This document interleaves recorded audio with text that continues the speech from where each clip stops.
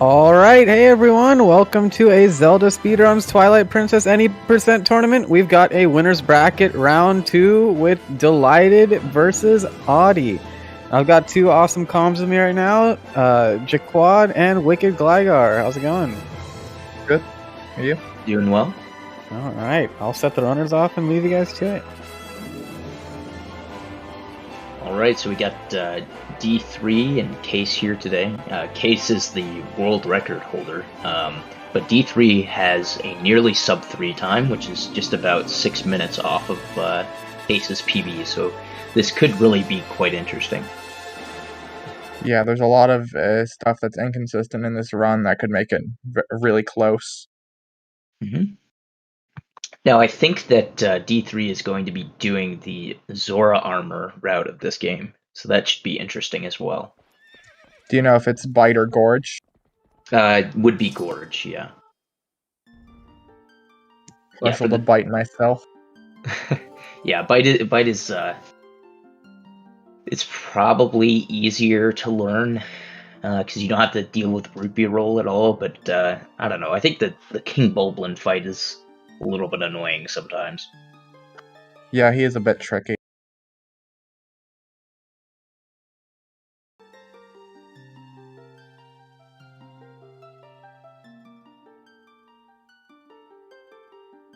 And we're off.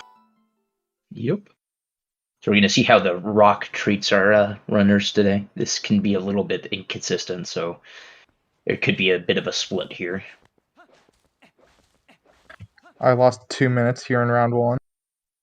Oh no. Do you fail safety bit, or was it just the rock? Yeah, I failed safety bit because I accidentally held A while doing the soft reset inputs. Oof. And then the gate clip was like 6th try too. Yeah, that's no fun. Yeah, I don't think either of these guys are gonna go for side hop bit. That would be kind of crazy. Nice gate clip for both of them. Mm-hmm.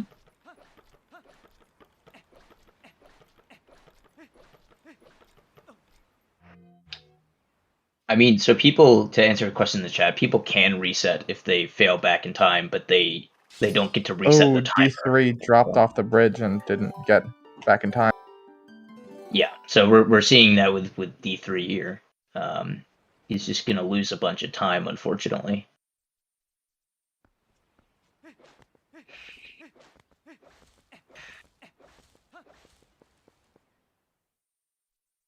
How can it be commentator's curse when I said it like after he actually failed it in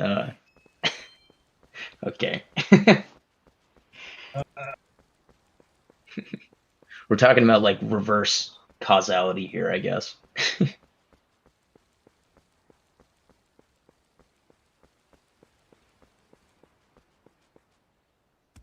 Anyway, so that's I don't know how much time that was, like a minute probably. What do you think, Gligar? Yeah, I think it was like a minute 10 seconds. That's yeah. So that's gonna be a bit of a deficit to try to overcome later. Alright, second try back in time. Mm-hmm. Make that up if Audie fails Sword and Shield skip. Yeah, or even like just failing Gorge Void. Or Bow. Yeah, I mean there's a bunch of RNG in early game, so it's very volatile early on. I imagine whoever's in the lead at well, I guess if Kejs is in the lead after Morpheal, then he'll probably win, but it'd be interesting. You never know who might get a King Bulblin 3 soft block though. Yeah, I think, well, yeah, I think people might have learned, but every time I say that, people still haven't learned to take like certain precautions when doing these races, like to get the lake bed heart container so that they won't soft lock on King Bulblin 3. But then, you know, somebody keeps going for one bomb, even though it's been shown to be a bad idea in races. I feel like you're referring to a specific someone here. Oh, there's multiple people though. I mean, so the King Bulblin 3 soft lock has happened twice now.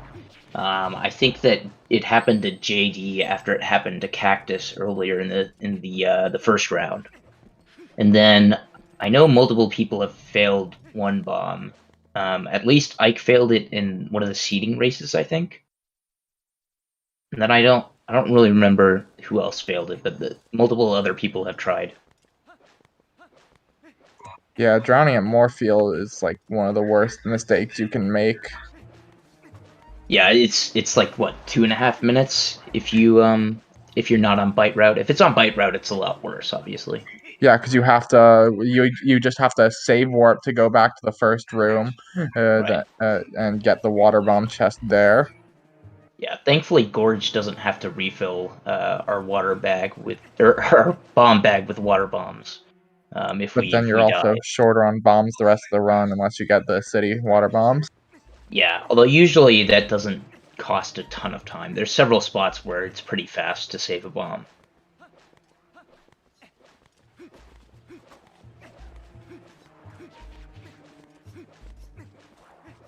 So did you see what time Adi rescued Talo at? You know, I didn't because I was talking about other stuff, but I assume it was like 4 minutes or like maybe 4:05 or something, knowing Audi. Yeah, pretty good. Yeah.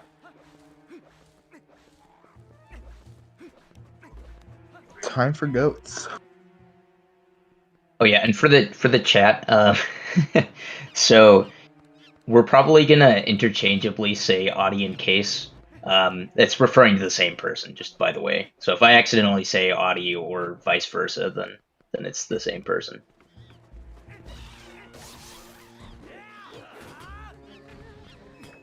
And of course, Adi really good at goats. 19.53.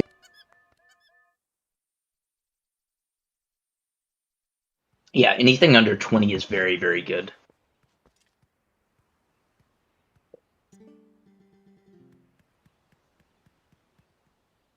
So yeah, D3 is a little behind. Like I'm about a minute behind here. Yeah, I'm trying to see when he skips this goats cutscene, just to know for sure. I think it's like a minute 15 difference. Yeah, just Oh about. really? That's pretty bad. Yeah, well, and he also still has to do goats, so he could lose some more time here, given how good of goats Audi had. Just takes one Howard running to the left and it's over.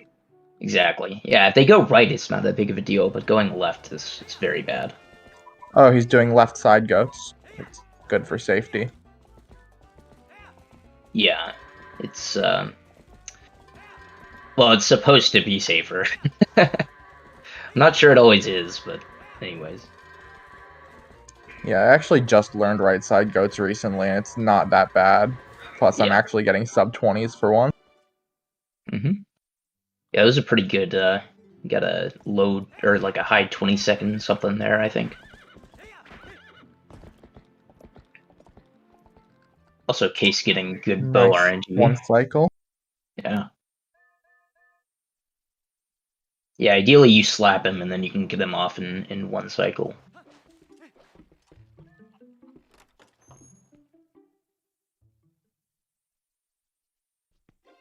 Yeah, Oh, that's and good. another one. That's, yeah, perfect bow. Mm-hmm. Oh, this is going to be like a 15-ish. Yeah, that's about right. So that's really, really good for a race, by the way. That would be like a pretty darn good time in a PB attempt even. And I mean, without safety bit, I think safety bit loses like 9 seconds or something. So that So would have that's been like a something like what, 706. 706? That's insane. Yeah, exactly. It's crazy. Yeah, so for those of you in chat, 703 is the best Iron Boots split anyone's ever gotten.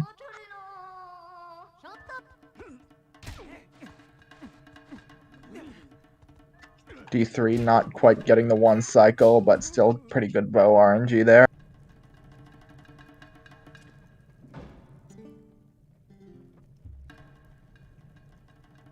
Oh, and in case anybody's wondering, we had, you'll notice this is called Wolfdash 3 for the tournament. But last year we had Wolfdash 2, and Case actually also won that one. So he's looking to repeat here. And yes, Tass does get sub 7 Iron Boots. To answer the question about how far in Morpheal is, it's about halfway through the run. So, on a really good run, Kejs might finish Morpheal and like warp out of Lake Bed at like 1 hour and 24 minutes in, or thereabouts.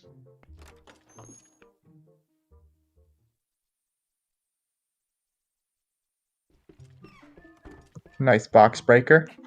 Mm-hmm.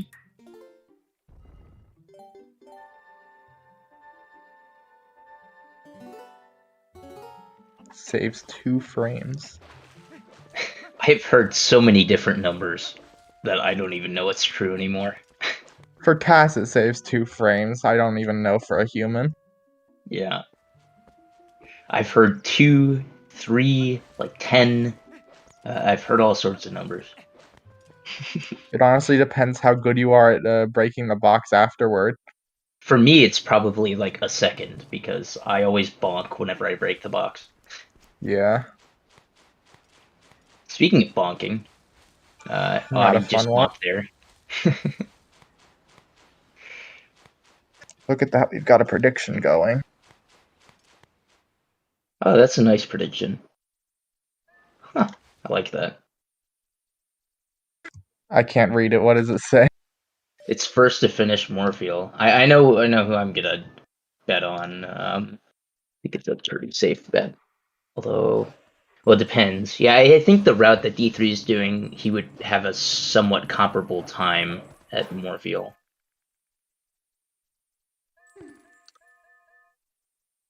Yeah, because most of the time Zora Armor loses is not having bombs in the later game, right?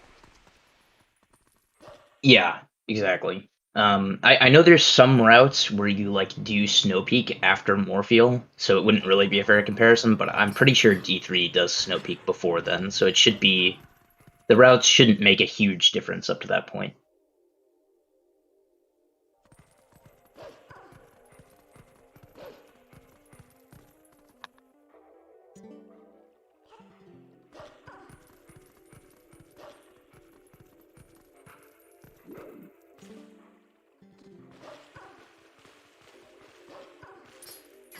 See how the runners just making their way through sewers right now. What was that jump, Audie? Yikes. Yeah, the ropes are quite finicky sometimes. So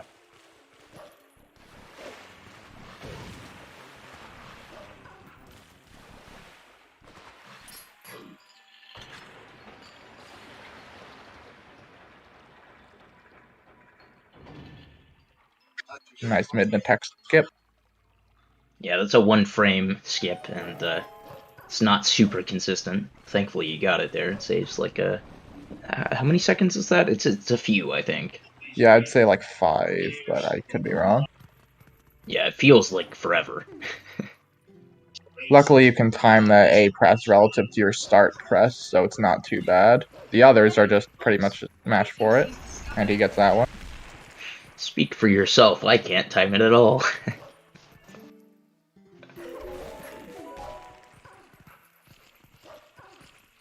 Let's see how Audie's sword and shield skip goes. So yeah, we're coming up on sword and shield skip. Basically, Midna wants you to go get the sword and shield from Ordon, but because of how back in time sets your state, the sword and shield aren't there. So you have to jump over the Midna trigger. And we have our friendly little Bulblin named Hugo here to help us with that. Yeah. Unfortunately, Midna can't recognize that we do already have a sword and a shield. Because that's not how it works. She doesn't actually check your inventory. She checks to see if you have specific flags, unfortunately. Like, Midna, look, on his back, there's the sword and shield. Yeah, exactly. Kejs got some pretty bad RNG with where Hugo was standing there, unfortunately.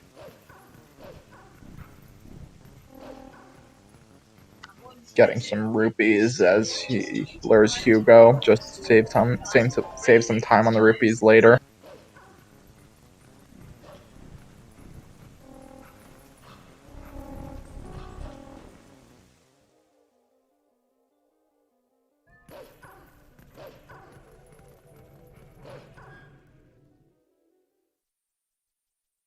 So yeah, unfortunately, Hugo can be kind of a jerk with his swinging pattern here. But we'll see if Audie gets a good swing pattern. Yeah, just get him on top of this white dot in the right position here, and then wait for him to attack. And then, Surprised he didn't go for that. yeah, I would have gone for that. Surprised he one went worked? for that, but it worked. So yeah, And a thankfully, sub 14 interferon, that's pretty good.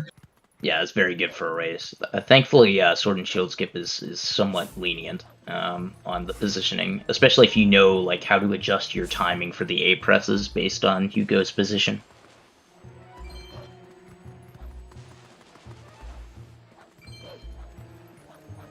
You can see on his splits there, Audie's done over 2,000 runs of this game.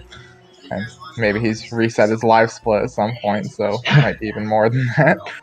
I don't think that chat can actually see the splits because they're cropped, but yeah, he's done a lot of runs.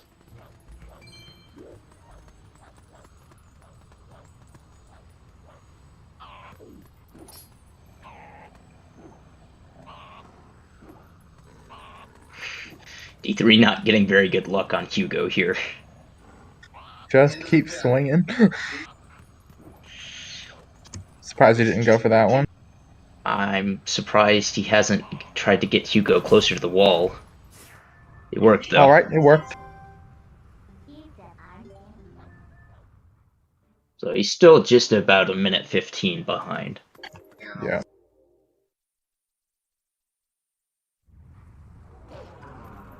Audie skipping the bugs there because in the gorge route you don't have to clear fair on Twilight.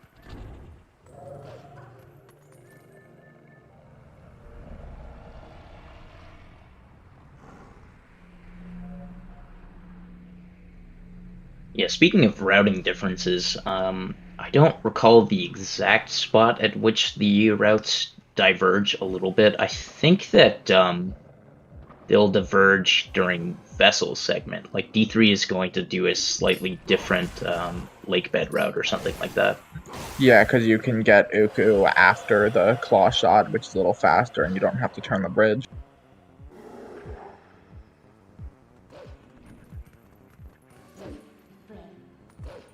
Right, and that's because you don't need water bombs later. That was a pretty cool jump by Kejs, by the way. Yep. Most people don't do that. Does that save time? I don't know, it might just be a swag strat. I know it would save time if we could jump across like all of these last set of pillars, and Task does that, I think, but it's very difficult. Gotta manipulate the keys in just the right way, and it's not really worth it. Yeah.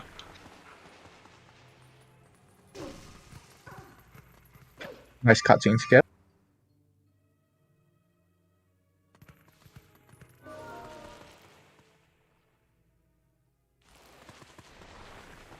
Couple Jamal, fast swings there. Oof. He had swings, that's not likely. Yeah, you want to get a slow swing, which I don't know how to describe it other than it's slower than the swing that he was getting there, so that you can actually jump up onto the ledge.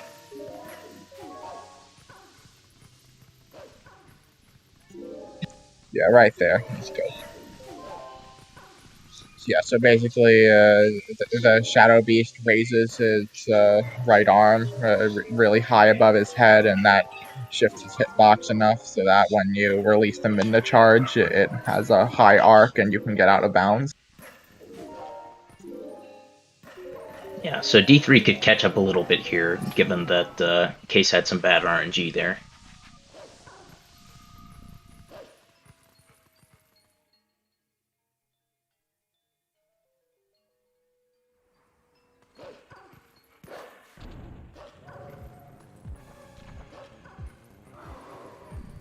I have to say, I'm thoroughly impressed at just how good D3's run is after failing safety back in time. Yep, first try, so he's caught up a little bit more there. But yeah, he's pretty much been keeping up with Audie entirely since then.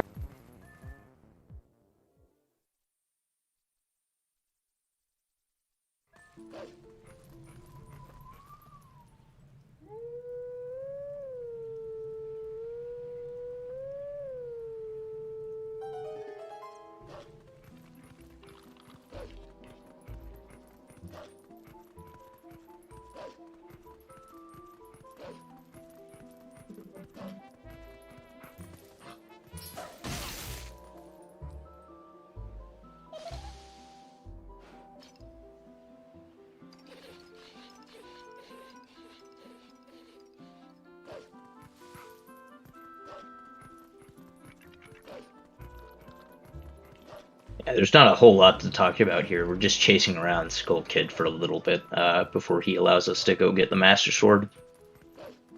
Yeah, there are a few tricky parts to Lost Woods movement, but it's really not that much to describe. If you attack Skull Kid in just the right way there, like you just saw Audie do, you can fall down during the cutscene, and that saves a couple seconds. Yeah, and fun fact with regards to that, you can actually tell whether or not you're still hanging on the ledge because Skull Kid will look at where you are. So if Skull Kid looks up, then you're still hanging off the ledge, whereas if he just looks to the side, then you're on the ground. Yeah, I guess it is just a wolf dashing for this section. That's right. We're gonna have a few of those, especially later during the Twilight sections.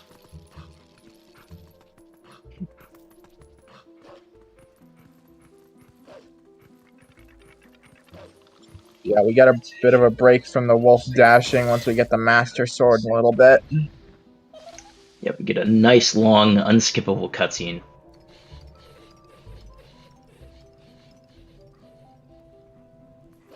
Well, you gotta get the lore of the game. That's interesting, right?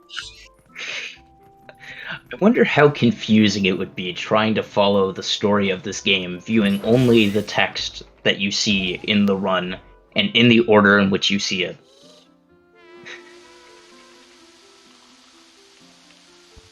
So basically, you get a bunch of the lore from Midna's dialogue. She tells you, help out of the jail. You got turned into a beast. You don't really find out about Zelda. Then you find out about Xant in the Mirror of Twilight and the Master Sword cutscene. Yeah, and then towards the end, you you get to see all of the people that you were supposed to see throughout the game in Hyrule Castle, like in that scene where Aru has a bazooka, which I wish he had given that to us, you know, because you know how useful that would be.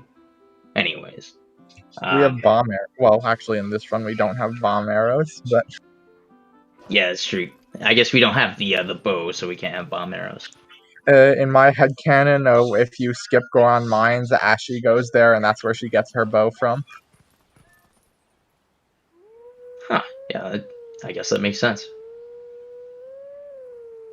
So Audie's gonna get a high 21 Master Sword here, which is quite good, especially for a race. I imagine he's not super happy if this were a PB attempt, he'd probably reset, but for a race, that's really good.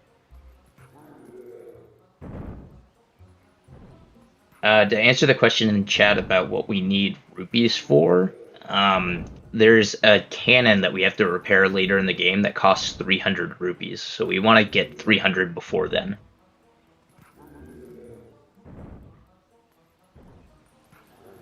And 300 rupees is the maximum amount that your wallet can hold. Yeah, which has some unfortunate side effects in the GameCube version of the game, or I guess just the standard definition version. So it would be the same for Wii, because like if you want to get backup rupees from chess to get to 300, you better be sure that you can hold the entire rupee. Otherwise, it'll just put it back in the chest.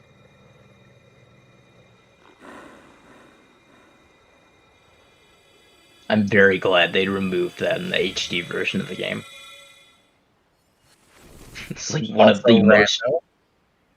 Yeah, that too. Yeah, I mean, if they didn't remove that, then what would have happened is if you had chests that were initially coded to be rupee chests, and they gave you something else, then it would put it back if you didn't have enough space for what was originally in there. So yeah, they had to actually get rid of that in Rando.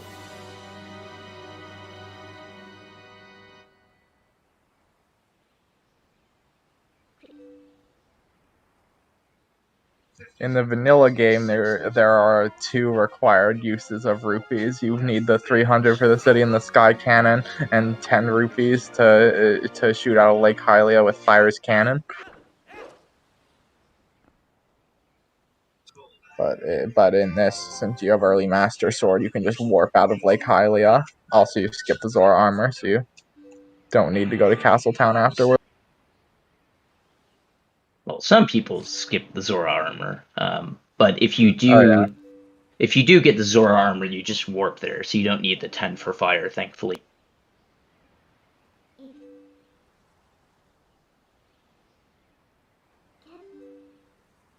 I say thankfully because the rupee routing is actually pretty tight to go fast.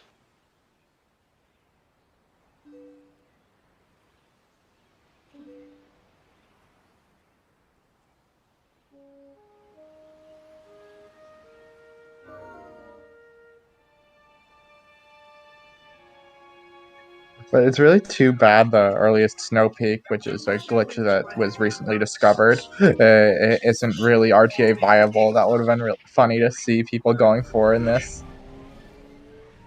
Oh, you mean earliest snow peak? I'm sorry, I Yeah. associate, because I run HD sometimes, I associate Oh, early yeah. snow peak with the Wolfos jump, and I was going to say, that's not RTA viable? What?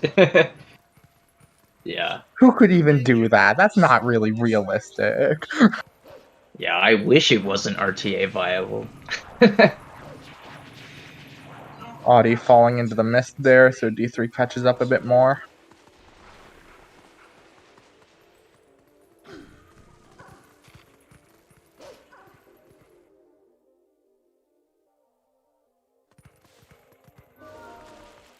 But yeah, with regards to earliest snow peak, not only is it not really RTA viable to do a specific part of the trick, it's also just too slow in the way that it's done to actually save time. Sloth, no, D3 didn't get bullied by Hugo. He failed safety bit at the beginning, so he lost a bit over a minute there. Hugo was a little bit mean, but he still got it first try. Yeah, I mean, he ended up getting a fairly fast one, so.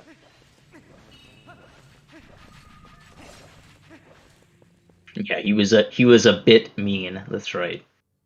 Some people are catching on to the back in time puns that that everybody likes to make. I know that Indy Kenobi especially likes making bit puns. Of course, he's the Skyward Sword guy.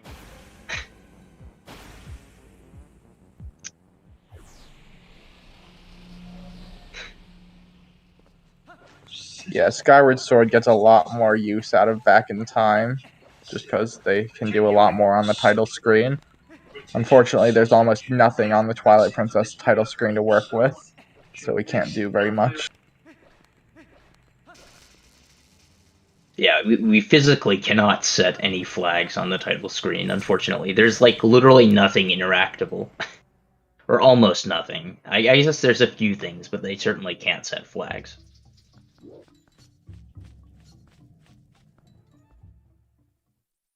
D3 hitting the loading zone before he could jump slash. Yeah, he's gonna lose a little bit of time there. Yeah, D3 has been slowly catching up, but this is going to lose some of that time back again. Touching the loading zone again. You don't have to go that close. Yeah, I think he's just trying to rush it. So.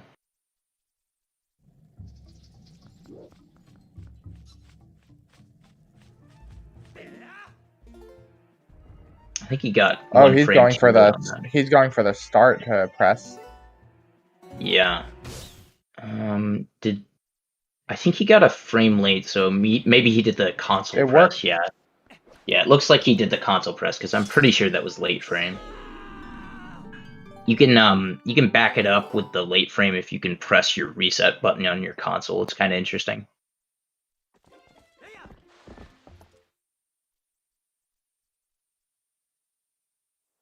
Playing it a little safe with the soft reset at King Bulb one.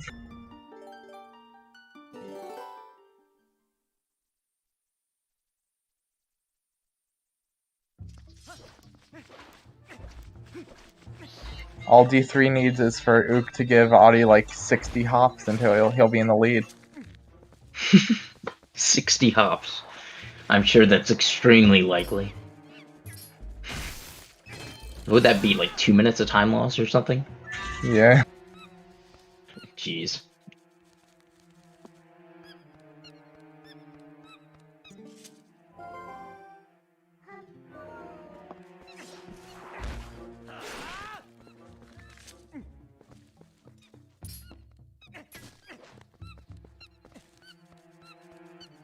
Yeah, that's I definitely think that not was the right 4 spot to hops. stand in. Yeah. D3 missed the spider with the nut there, because I think he was just standing in the wrong spot. But looks like he'll be fine.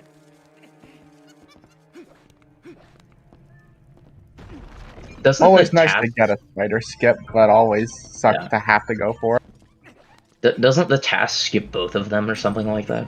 Yeah, but that's ridiculous to expect a human runner to do. Oh yeah. I just wanted to mention it.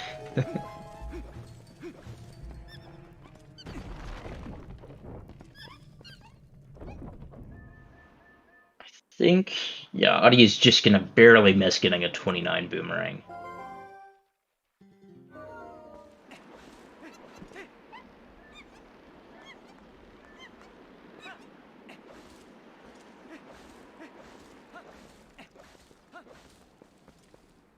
Now we get to see him head toward Gorge Void. Yep, it's a one frame A press, and if you miss it, you lose a minute.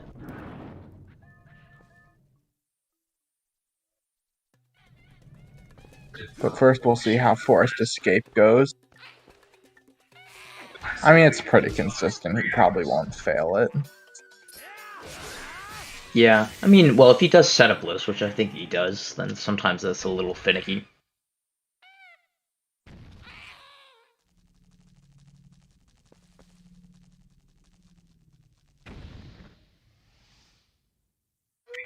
Weren't you just saying the other day how setup list is actually really easy? It is really easy. That doesn't mean that I don't miss it way more than I should.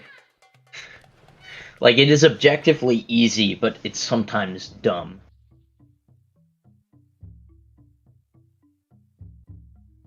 Like, given infinite time, it's very easy to line yourself up. You want to go fast, obviously. That Looks looks like he's gonna good. get it. Yeah. Yep. Of course, whenever I race Bruggles on Friday, I might do Wolf setup just to have the consistency, because I've been losing time on average doing setup lists.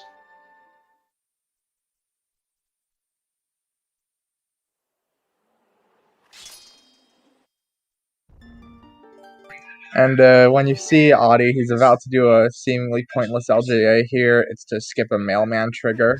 Just saves a couple seconds.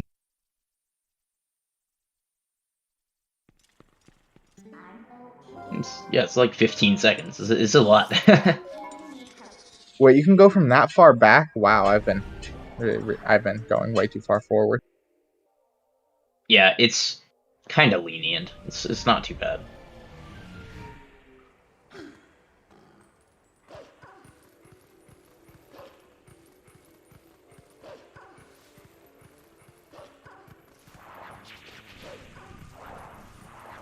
But Audi is playing on the German version, while D3 is playing on the English version. That's a difference of about 6 seconds, I believe.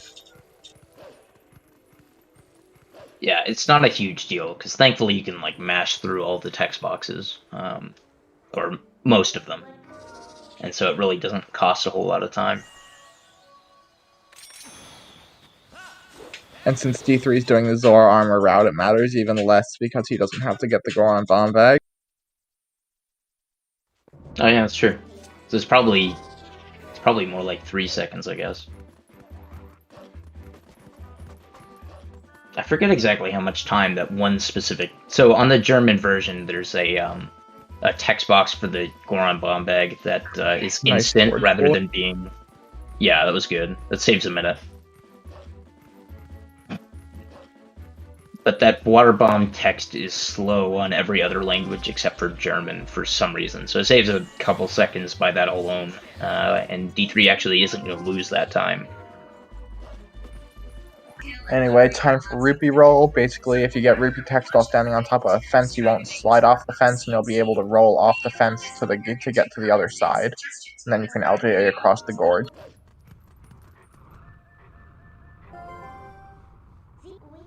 You got the rupee.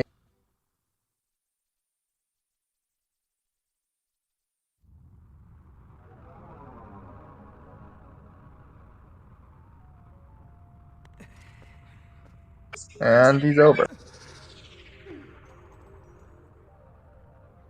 So I guess we're about to see if D3 is also going to get Gorge Void.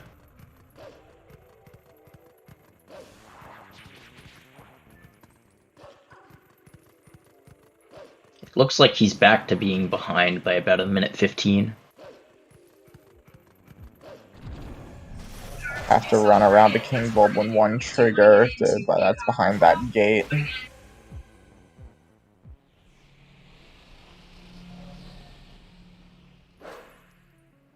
And D3 also got Gorge Void, so that's good.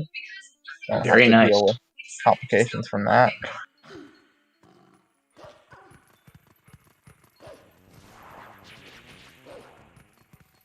So now that Audie has the Kakariko Village portal, he's gonna warp back to South Faron. Well, wait. Well, actually, he's gotta run back to the Gorge, because the Midna cutscene after killing the Shadow Beasts, which is what was skipped with Gorge Void, you have to see it to unlock map warping, which is needed for map glitch later, and warping the city cannon. Yeah, the most important thing is the cannon, because I guess we used map glitch once to save a lot of time, but now we can get around that with like various other means. But the main thing is that cannon, if you can't warp it with the map warp, then you can't do early City in the Sky, which saves like an hour or something like that.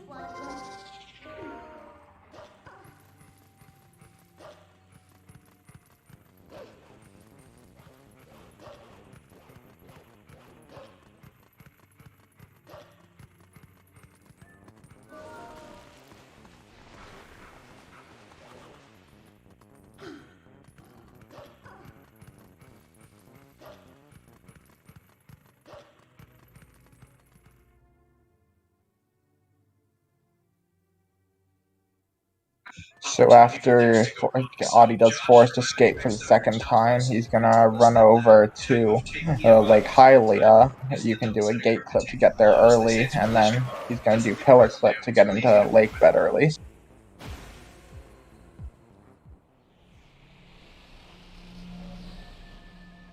Yeah, I mean, I suppose we could go finish Elden Twilight now, but it ends up losing time to just doing it this way.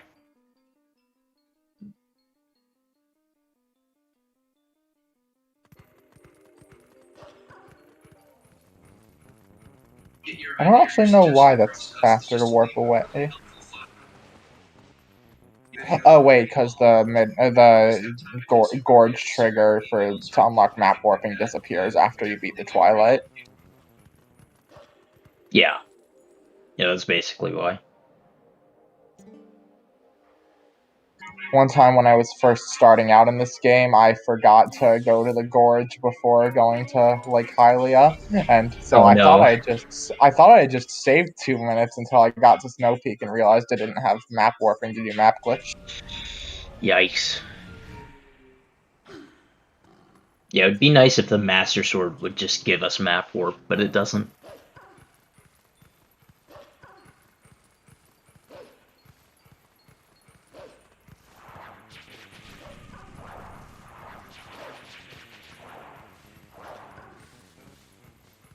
And of course, map warp specifically is like you pull out the map by just pressing right on the D-pad, and then you can press Z to pull up the portals. You couldn't do that unless you get map warp. That's why whenever they warped away from the Master Sword, what our runners did is they pressed Z to talk to Midnight and went through that way. Which is a bit slower than just pulling out the map and pressing Z to activate portals. Mm-hmm. Also, it looks like Kejs is going to get a good pillar clip here. Yep. Yeah, the clip up was a little bit slow, but it clipped out of bounds, so it's fine. Yeah, he probably just wanted to play it safer because it's a race. Yeah.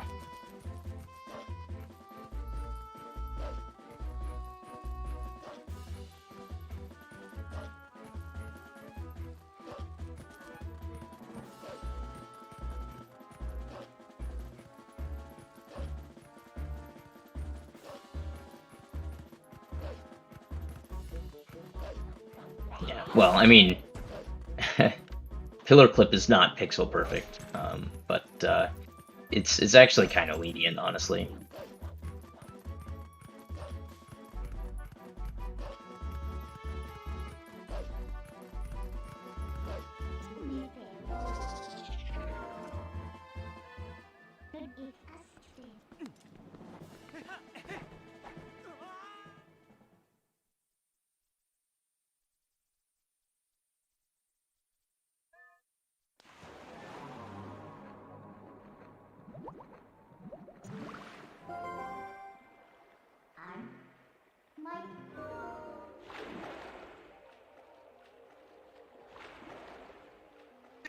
That might have been my background noise you were hearing.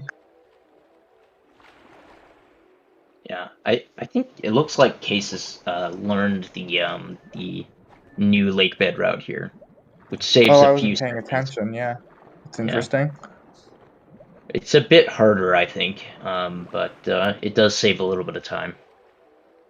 I just can't get the boss key skip afterward.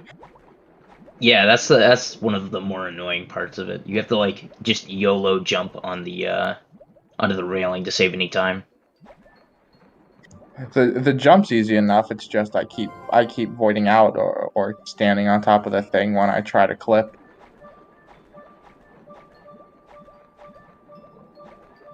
D3 going really low. He did make it though. Yeah, you definitely don't need to go anywhere near that low. Like that could have ended up with him being dead.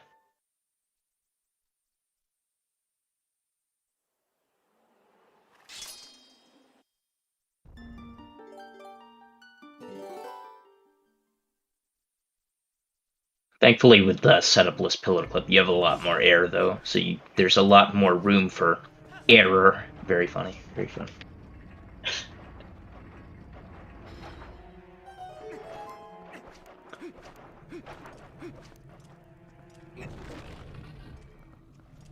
No, Kejs is not already at more fuel. Oh my gosh. And you can fight Deku Toad from that entrance because of early boss flag, which was set at the start of Forest Temple when both runners did back in time. It sets your boss flag to a really high value, which for one thing it gives you 4 monkeys, but it also makes it think you've already been in the Deku Toad room, so triggers the fight by just looking up.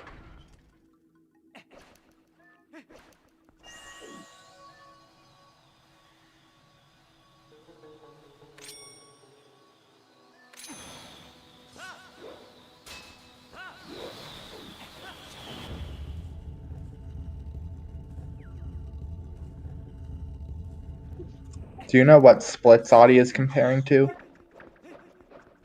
No, not really. It's probably like his race PB or something. That's my guess, at least. It might be his averages. I don't know.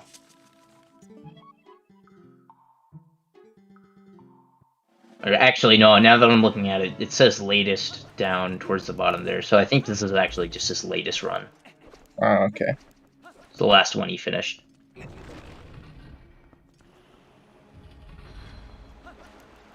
I think that might be one of the ones from the seeding races, but I'll check real quick, because I still have all those times recorded. Yeah, it is. That was his time from the second seeding race he did. Okay. My second seeding race was a PV, so that was nice. Yeah, very nice.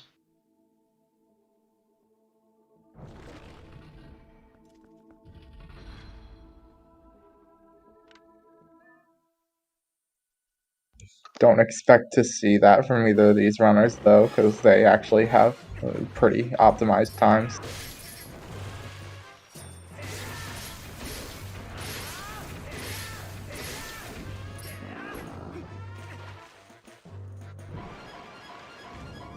Adi's going for a strat here where you get the Kargarok rider to to chase you underwater by putting on the iron boots, and then as soon as most enemies touch water, they'll instantly die. So that triggers the Kargarok flight automatically.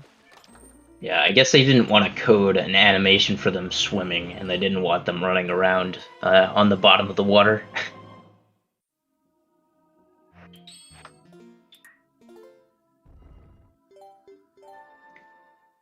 Both of their Deku Toads were good. Yeah, I wasn't paying attention to D3's, but I'm pretty sure he got it one cycle there.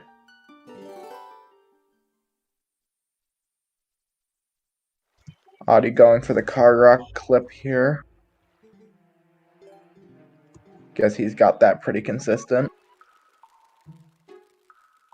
Yeah, I mean, you can get it extremely consistent, so I'm not surprised.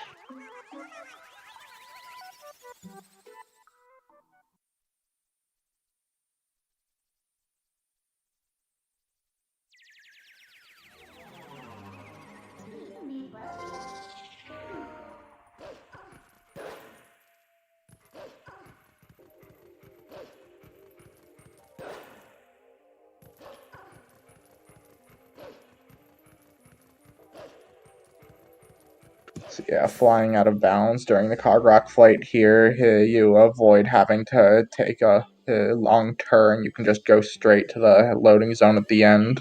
Saves like 8 seconds, I think.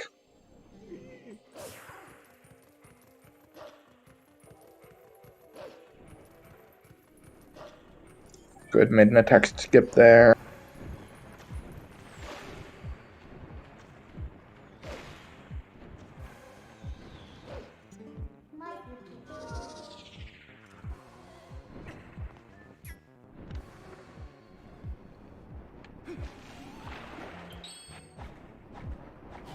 Alright, I'm gonna try to figure out exactly how far ahead Audie is. It's gonna What are take you like... looking at? Huh? I looked at when he skipped the cutscene in like this little icy area of Zora's domain, and then I'm gonna see when D3 skips that. Okay. I'm assuming there's something like a minute 45 apart, but I'm not sure.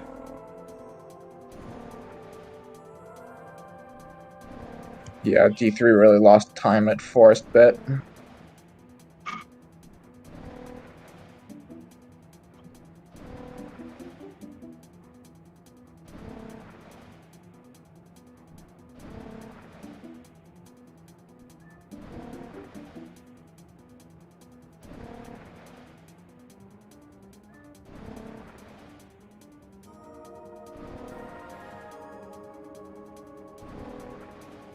Yeah, I think he's also lost a bit of time during this vessel segment, just because, you know, Kejs is a top runner, and top runners have extremely good vessel times compared to the rest of us plebeians. Would have been faster if he just did Elden Vessel immediately instead of warping away to Lake Hylia first. Yeah, he could have saved so much time on this vessel segment if he had just grabbed it immediately. Of course, that would be fake time save, but yeah.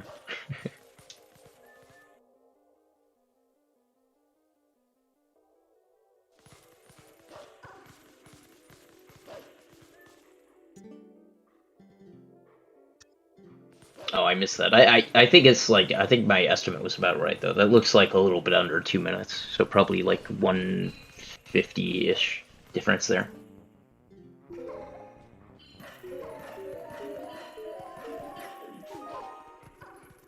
Yeah, Audrey's ahead by almost 2 minutes. Mostly because D3 failed back in time at the start, so that lost him over a minute. Yeah, I think he also lost a little bit of time in lake bed, because you do a little bit of extra movement, I think, on the first pass, but you'll end up saving time in a later pass just because of how Zora armor route works.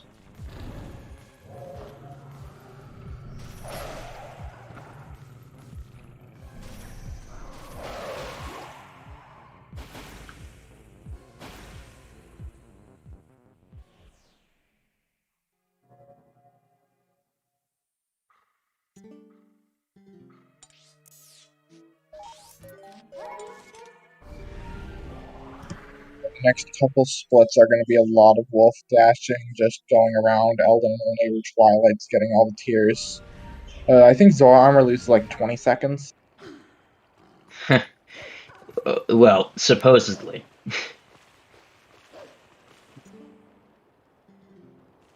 I think in reality, most runners who do Zora armor end up losing more than that. Just like Bite is supposed to only lose like 8 seconds or something like that, but most runners who do back in time equipped end up losing more like a minute.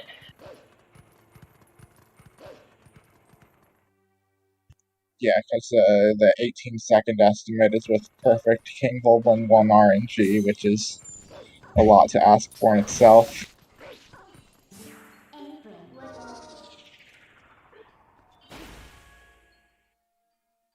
But yeah, that's one thing I love about this game is that there are 4 routes that are almost equally fast, just based on preference. Yeah, I mean, these routes aren't exactly identical until Linné Rusemi, but they're pretty close. And yeah, there is a loser's bracket. Where I will probably be going to face Gliger after I lose to Bruggles on Friday.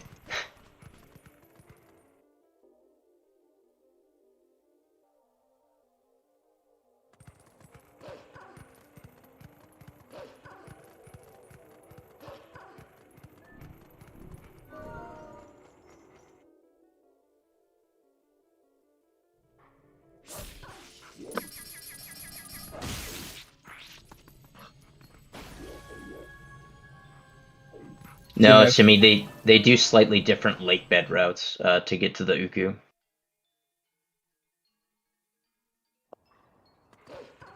You know who you'll be facing if you beat Bruggles? Well, it would be the winner of Bewildebeest and I think Sloth. Nice Wolf Bombhouse skip from Audie. Mm-hmm. Yeah, that saves like 6 seconds or something. Yeah, it saves 2 transforms and an equip.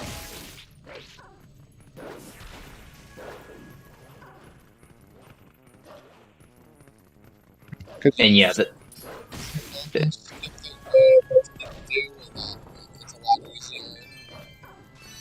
but it requires you to equip Gale Boomerang. You have to transform.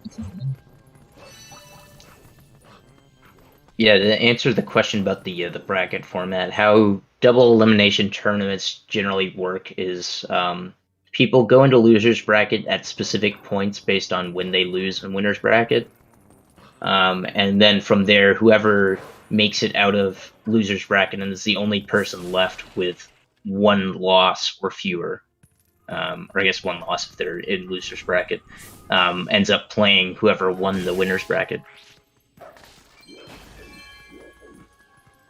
D3 getting a yellow rupee from that house, that's nice.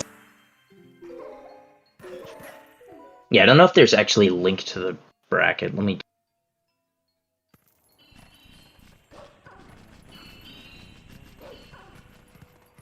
I guess not. I do have the link though, but yeah.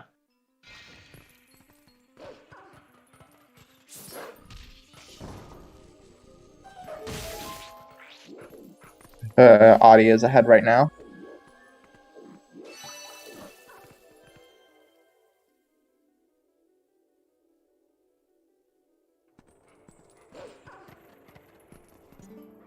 And yeah, in grand finals, whoever comes out of the losers bracket would have to win twice in a row. Yeah.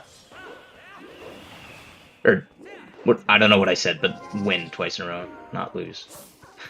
I thought you said win. Okay. I'm just making sure, because I don't know. Sometimes I feel like I said the wrong word.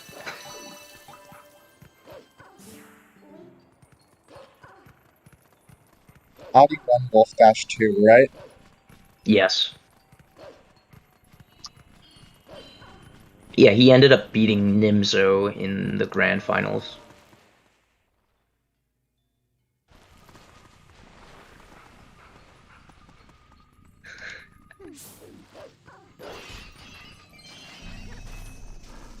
Jumping off the ledge there, trying to save a little time.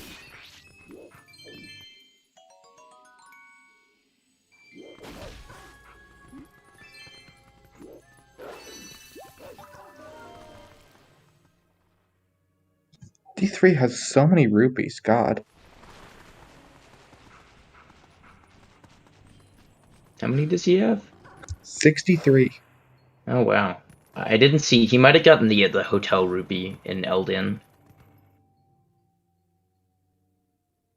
Well, even 43 is a lot, so... Yeah.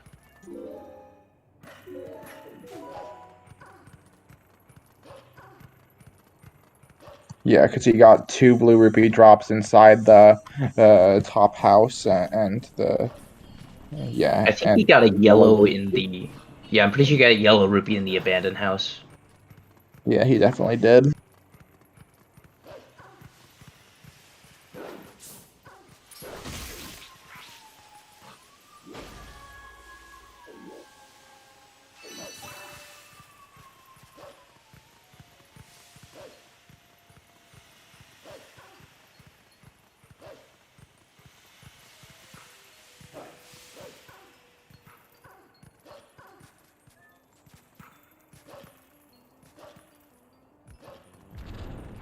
But the entire reason that the runners have to beat Elden Twilight in the first place is to warp this meteor that Audie's warping.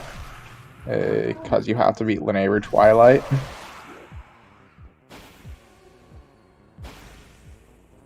Yeah, you can't beat the Twilight while it's iced over, so you have to get this meteor, and it won't spawn in until after you beat Elden.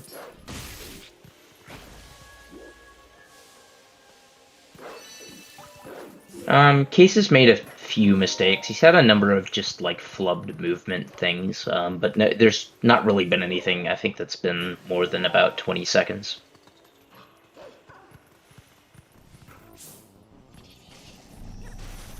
It's just a bunch of small stuff.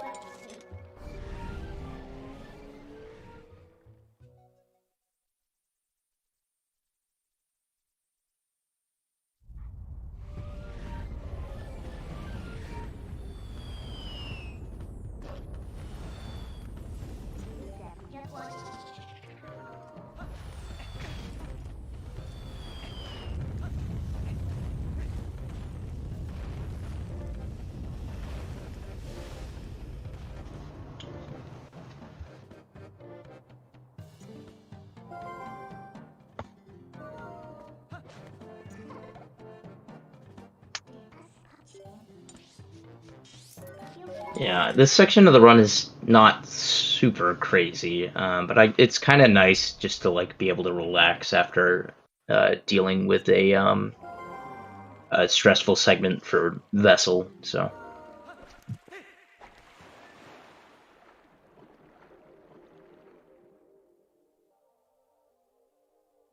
From chat, he was talking about how from Master Sword to Morpheal, you're just preparing for Morpheal, and it's really that you're preparing for Morpheal in the first half of the game, and you're preparing for Zant the second half of the game, and then you go to Hyrule Castle. yeah, basically. I mean, there's a couple things that we do that I think are. They also help for later stuff, not just for beating Morpheal, but yeah. Like, you technically don't have to beat Linear Twilight to beat Lakebed. Like, Plus, you can avoid it. But...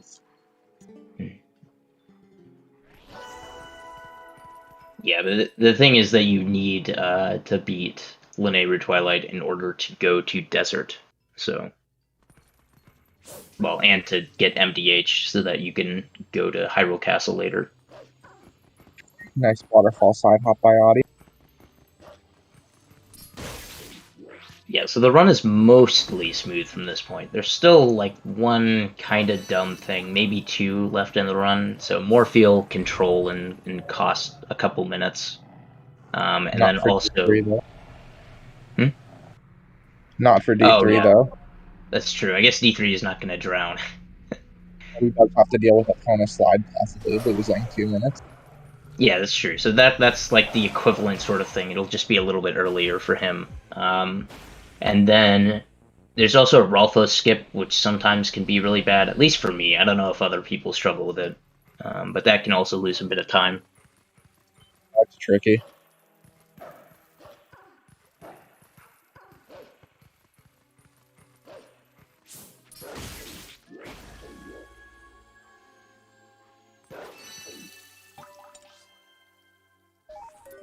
So one skip might also not go so great.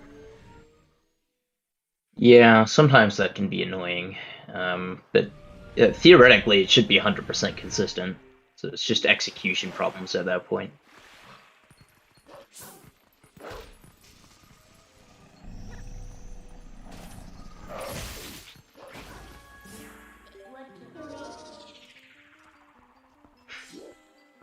Sloth, it isn't free for me.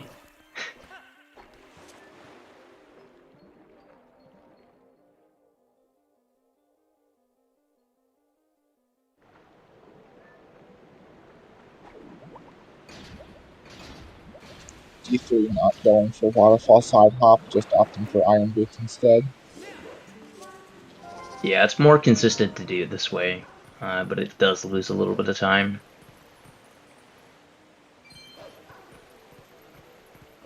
He does the backup pretty fast though.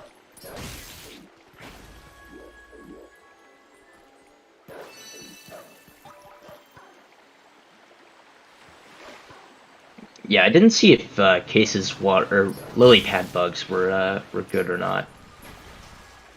I think they're pretty good. Those were pretty nice for D3 as well. Yeah, sometimes they just fly all around and you can't quite jump attack them and you'll lose 30 seconds. Yeah, although I heard from somebody recently, I don't remember, I think it might have been Zach, who was saying that if you like hold in the direction where the bugs are and then B attack, that you get more range. Interesting.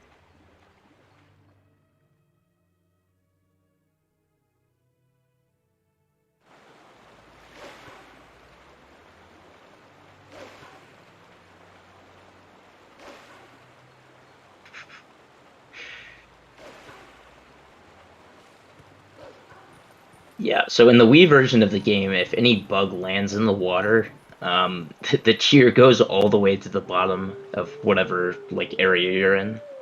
So there's a bug over Lake Hylia, like over by fire, and if the bug is out of the water there, you have to wait for like a minute for the tear to rise all the way up to you. That's specifically a Wii 1.0 thing. Yeah. Then Wii 1.0 also has a lot of things that are faster, so that's why Wii runners use it.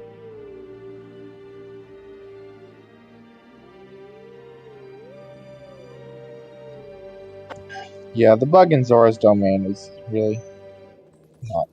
I mean, it's sometimes okay, but then sometimes it just won't fly in range.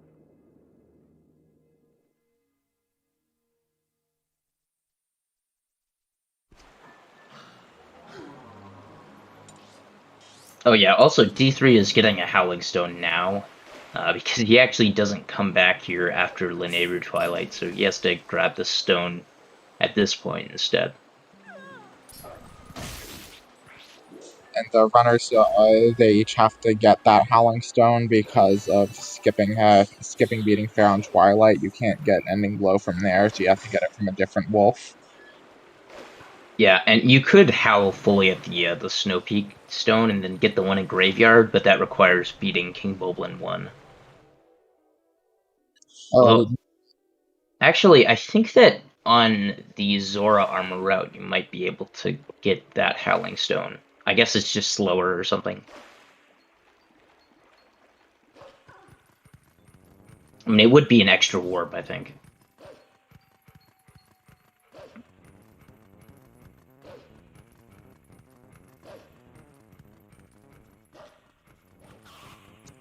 Yeah, the golden wolves in this game are really finicky with what states they want to spawn in. So even if you can get a Howling Stone really early in the game, you can't necessarily get the golden wolf it's associated with.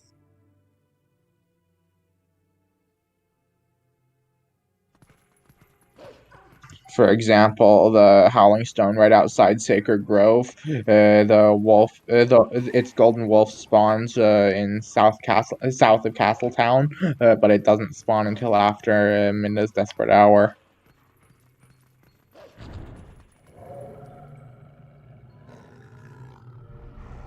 There's also Well, I mean, that one's also just kind of out of the way, which is why we don't get that one. Because, I mean, I guess we could go after Midnight's Desperate Hour into South Castletown to try to get that, but you have to, like, go all the way through Castletown, and it's just a mess. Yeah, I was just using it as an example. It would never be faster. Yeah, there is one that seems like it would be on the way. You can howl at the Howling Stone in Lake Hylia that's on the way to Aru. And you'd think that might be faster because the golden wolf spawns right outside of Boblin Camp, which we have to go by anyways. The problem there is that well, after you get the ending blow, no matter where the wolf is that you just got, it puts you in North Faron. Like it's hard coded to warp you back there after ending blow. So you'd have to run all the way through the desert again.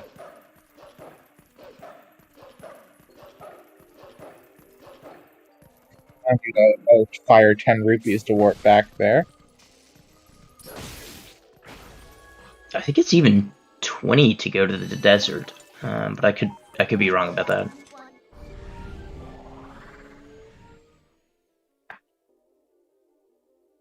So it seems like a pretty good linear Twilight for Audi.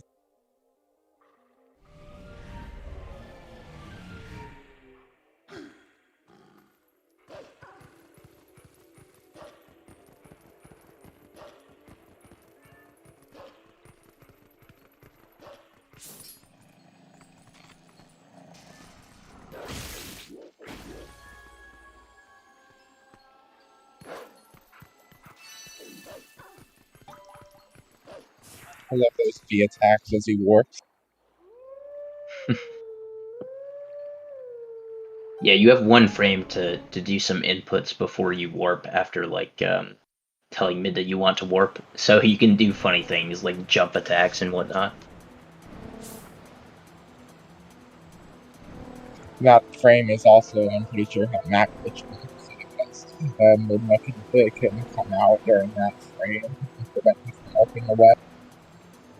Yeah, I mean, so there's things that you can do technically to interrupt the warp in that frame, other than just talking to Minna. Like you can howl at a howling stone or like howl at grass or something like that. You can Or also I think dig. even yeah. Yeah, so there's just a number of things where if you like get a specific type of animation, then it won't actually warp you and you get map glitch. But the easiest one is just talking to Minna. So yeah, now Audi going for this Howling Stone because he has to go by here now and it's slightly faster than doing it in Twilight.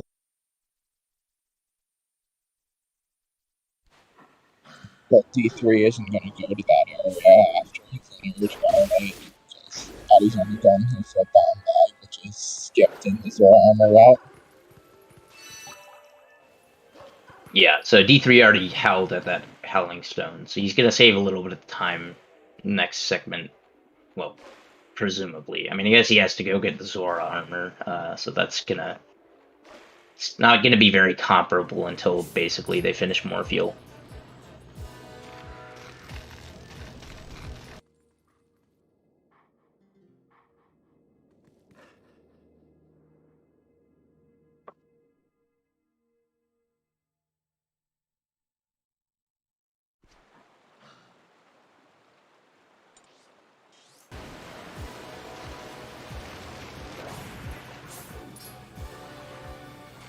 D3 not quite getting that cycle skip.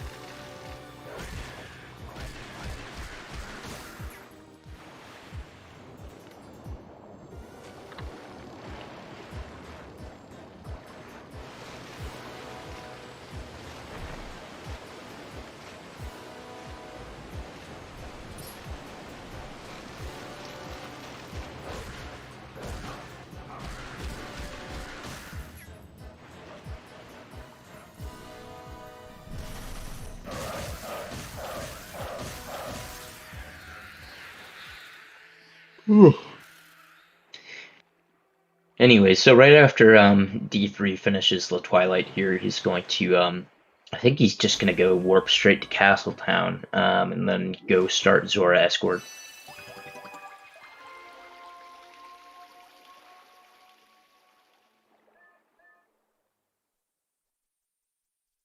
Yeah, Escort has a couple interesting tricks that you won't see at all in the Gorge route. I mean, in the Zora Armor skip route.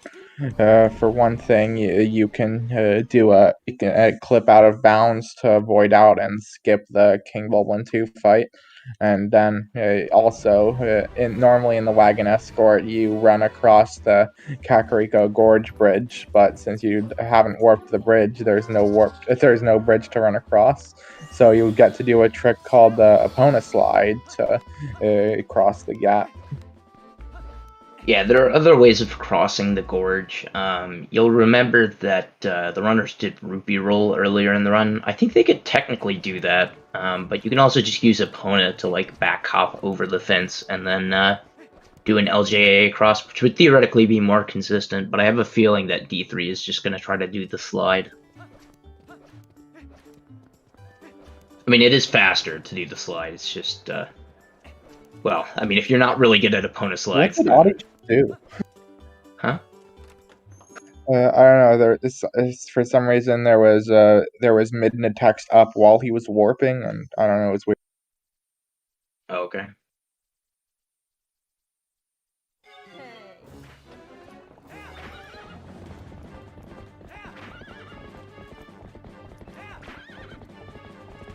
Maybe that's what happens if you actually press Z to call Midna in that frame after you warp.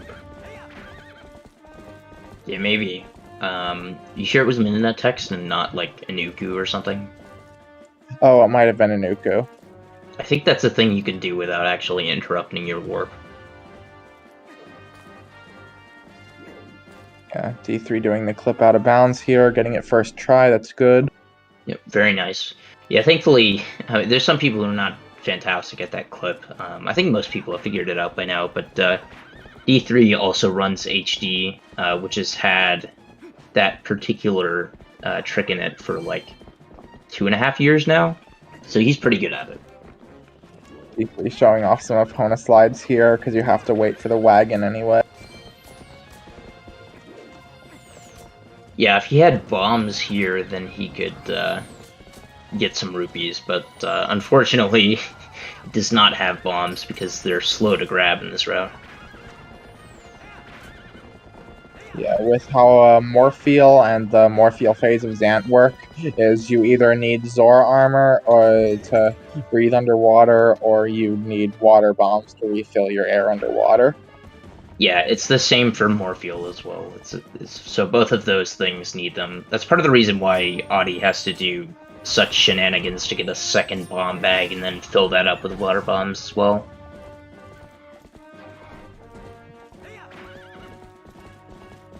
So doing the entire escort is only 20 seconds slower than skipping it, because we have to grab bombs and then like get 2 bomb bags and then do a bunch of shenanigans to empty both of our bomb bags in the other routes. So it's offset by some of that time loss.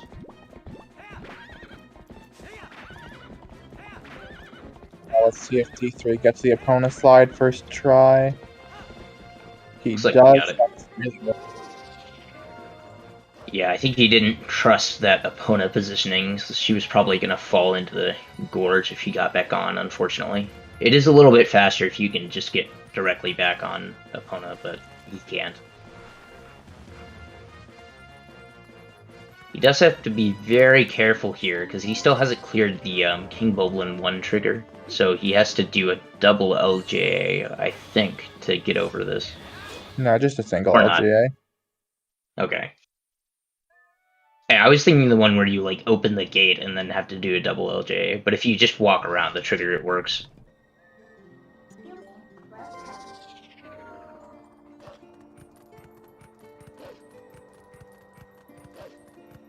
Yeah, Audie dropping bombs as he climbs Snow Peak here. So he can open a water bomb chest to get those later.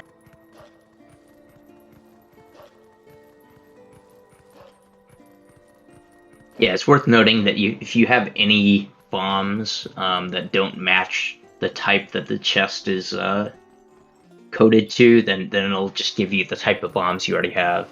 So you have to fully empty this bomb bag before getting any, otherwise it would just give you normal bombs, which we need water bombs specifically. So we don't want to do that. And Audie's LJA into the void there was just to skip the Shadow Beast fight, and by voiding out that far up, it thinks you were on the snowboarding section, so it respawns you next to Yeto. But now the side effect of skipping the Shadow Beast is the fog is still there, which makes snowboarding a lot harder.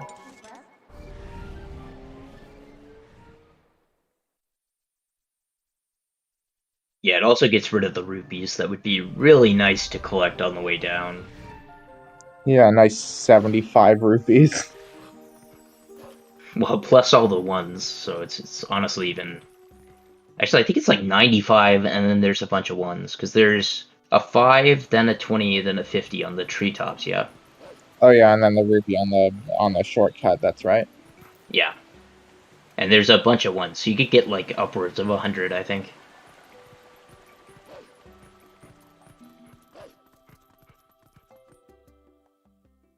Also, it looks like D3 did not get the rupee during Zora Armor Escort. So I'm a little surprised by that. I think it saves time, but maybe not on this particular route. Yeah, I don't think it saves time just because you can't Uku out of the room behind Dark Hammer. So you have to save warp anyway. So back to the lobby of Snow Peak.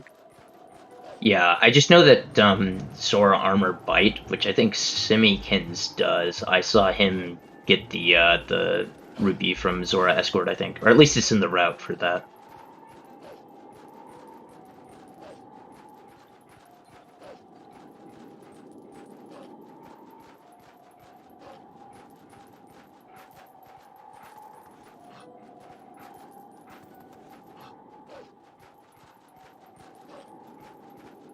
We can't really compare how ahead or behind the two runners are, just because they're doing different routes. After Morpheal, we'll have a better idea. I mean, at this point, it's probably somewhat close to comparable. I'm just trying to do the mental math. Yeah, well, Audie still has to drop a bunch of bombs and stuff during Lake Bed and has a slower Morpheal fight. Yeah, so I think this is like a 4-minute difference, and then it'll close a little bit during Morpheal, and because Audie also has to do a bit of extra movement.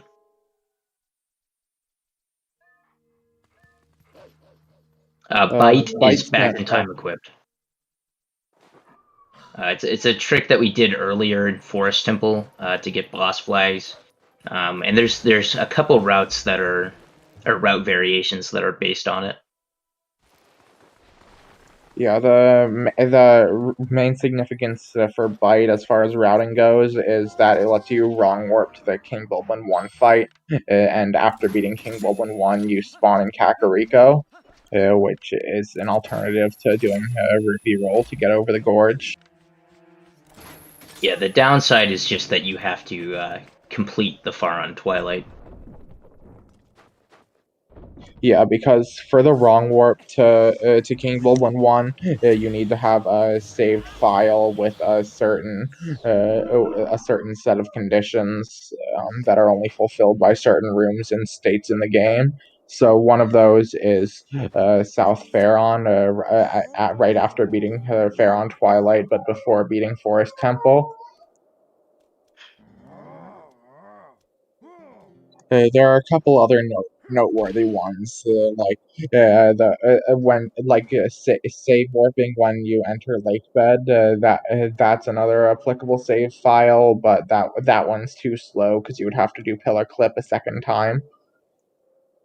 And then you can also do it from Snow Peak Ruins, but doing the earliest Snow Peak glitch is slower than beating from Twilight. Simi, I was saying that that finishing Faron Twilight was a downside to Bite. I think that's what Chad is referring to. I don't think you would disagree with that. I'm sure that you would prefer if if you didn't have to beat Faron Twilight.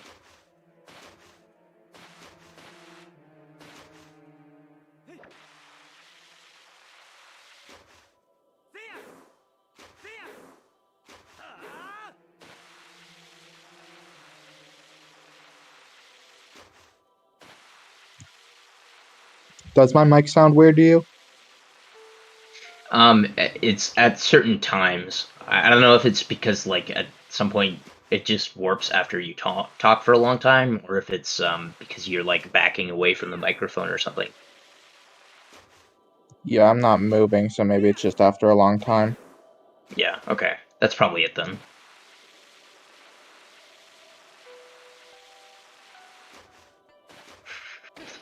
I'm surprised that Simi is defending time loss. I mean, there's some cool stuff when you have to complete fair on Twilight. And you get a bonus yellow rupee from being wolf while killing a couple bugs.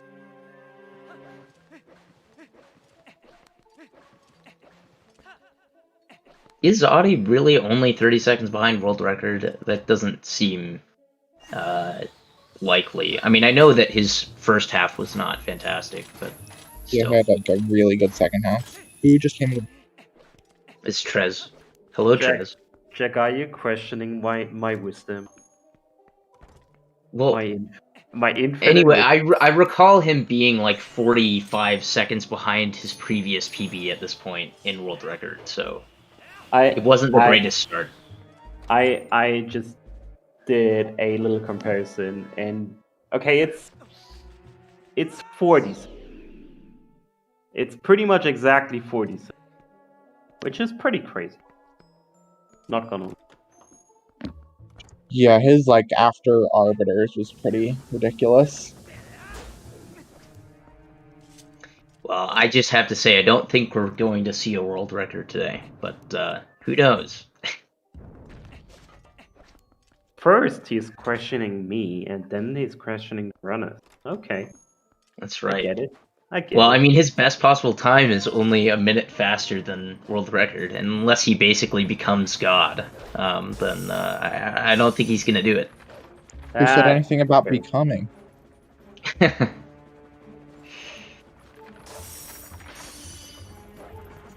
I feel pretty confident in saying that he's not going to get a 253 today. In before losing 5 minutes to Morphle just now.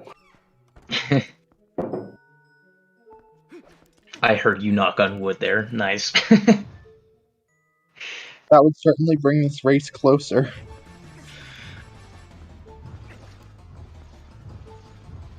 Yeah, Morphle looks to be being pretty nice here. So this should be fine.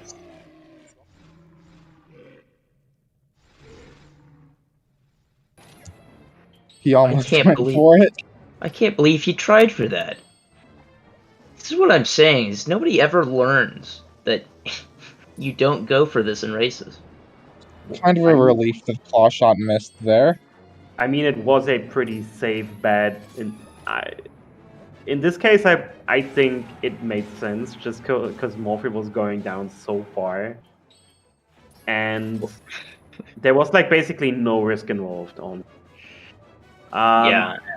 Like, even if he went for the second regrab and missed it, he wouldn't have drowned just because he was so far down. So I think it was okay to try it.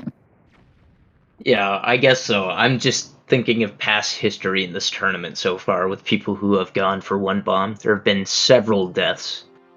That's fair. It looks like Adi died to Morphle in his latest run. I also do think that, without any disrespect to D3lighted, Audi knows he can try stuff. Without being instantly so far behind that she can't win this race anymore. Just because there is on paper there's a skill difference here. So I think this maybe plays its part. Yeah, I just personally I don't see why, if there's a skill difference, you have to take massive chances like that. But maybe he thinks he's gonna PB or something, so he's got to try for it. Yeah, I think that's like, he's obviously trying to get a 253 and has been. So if he doesn't have to be extremely concerned about losing the race, I see him trying. Honestly, even if he got a 255, that would be so impressive for a race. Well, this is easily 255 pace right now. This is actually, if stuff goes well, this is 254 pace. Which is just ridiculous. But it's too early to say it's this pace and this pace, so it's all. Yeah, there's still a lot of places where things can go wrong, and he can just lose small amounts of time. So I think you can have an elaborated guess on the time that's possible after City, or maybe after Ariel Alphas, maybe not. yeah, early. most of the stuff after that point is pretty consistent. So. Yeah. Unless you miss early platform or get bad Zelda, etc. I can say that there's probably like a 0.05% chance that Audie misses early platform. I mean, I just think it's really unlikely unless the boomerang trolls him or something. Yeah. All right. I didn't want to disturb you, by the way, so I just wanted to chime in that. Yeah, that's fine. Appreciated. Chime in that Shaq actually dismissed my claim, just like that. Well, I wasn't sure. I didn't have the splits in front of me. I did. So Audie finished MDH at 1:30.25. I think right now he's on pace to do that. Let's So he'd be like 50 seconds behind or something. see. He left.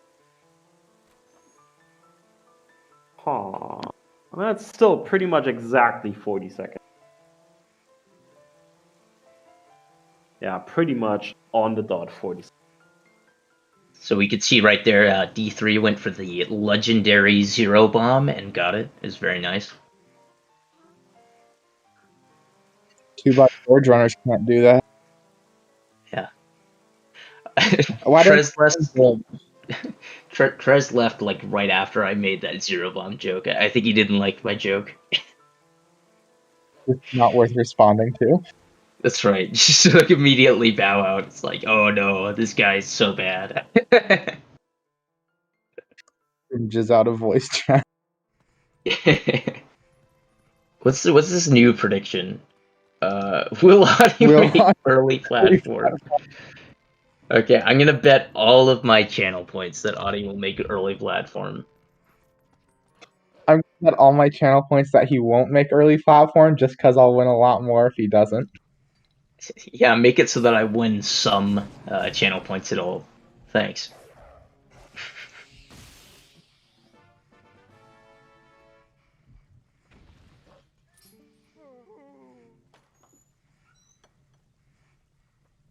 Will Audie get a 15 cycle Zelda? That's like the world record for bad Zeldas, yeah? My PB is a 14. Yeah, I mean, DSS would actually be an interesting prediction. Well, it's too late now. You can't have multiple predictions going at the same time. We could just cancel this one. Yeah, that'd be good.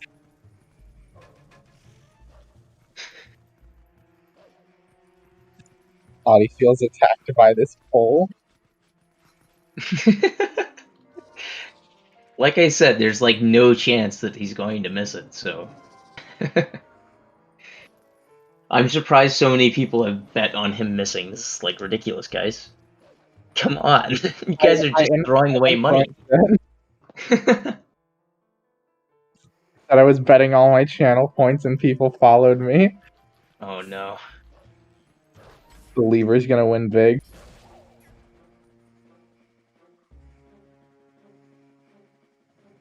But yeah, our early platform isn't for like, I don't know, like another hour and 10 minutes or something like that. So it's pretty far away.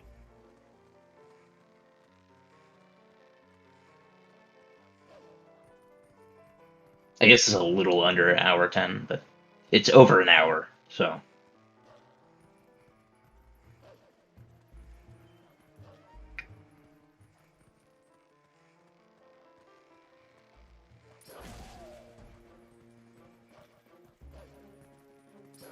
The DSS DSS, skip. yeah, Death Sword skip. Mm-hmm. Very precise super jump. Yeah, so are we gonna define that pull as first try, or like getting first try and optimal spin at the beginning? Because Yeah, sometimes because Stallard goes or not Stallard, Death Sword goes the wrong way. prediction for Stallard skip. Yeah, that'd be funny. I don't think that D3 is gonna go for DSS. But Audie almost definitely is going to go for it. Yeah, I don't think D3 ever goes for DSS. I'm not sure that Audie's gonna go for it, but maybe. I mean, I know he goes for it in PB attempts, but this is a race, so. He's so far ahead, he can afford to do it. Well, yeah, I mean, he can afford to. I'm just not sure what the point is. Time save. Yeah, but Flexing I on don't. his competition. I'm pretty sure he's not gonna PB at this point. So you're just basically increasing your inconsistency for basically no reason. Flexing. Yeah.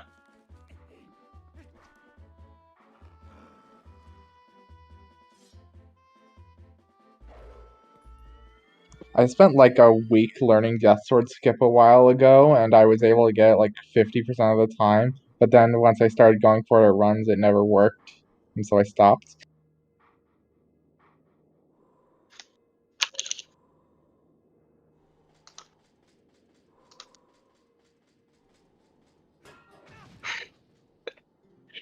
Simi is saying, "Oh, it's fast, therefore you must go for it in races."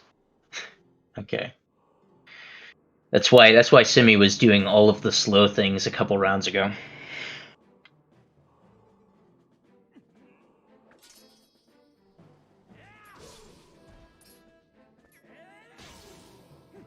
On purpose, I might add, so anyways. Seems like the consensus is that Audie is not going to make Death Sword skip. Oh, is it? I should have bet the other way to make more money then. Oh well. I did. I think like one person bet like 5,000 channel points or something. Yeah. Oh, I was just hoping to be on the side that had the lower amount of points bet on it so that it would be better than a 50-50 proposition in terms of expected return. Simi, are you mocking me, or do you actually want me to roast you? Because I can. Apparently, Simi just missed fan skip.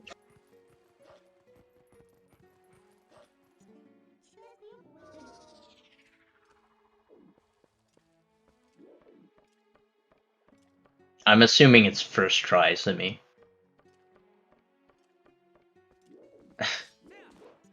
Let's say first try first try that Death Sword gives good RNG.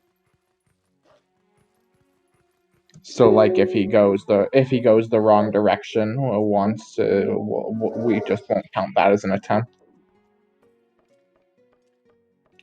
Yeah.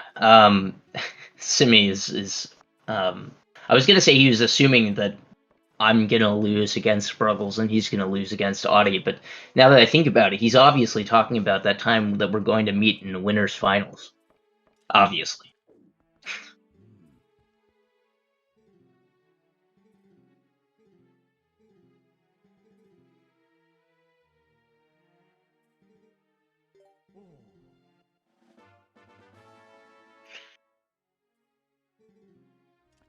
Yeah, I'm definitely not skeptical at all of the claim that Simi is going to, in succession, beat Audie and then likely Nimzo and then probably Zach.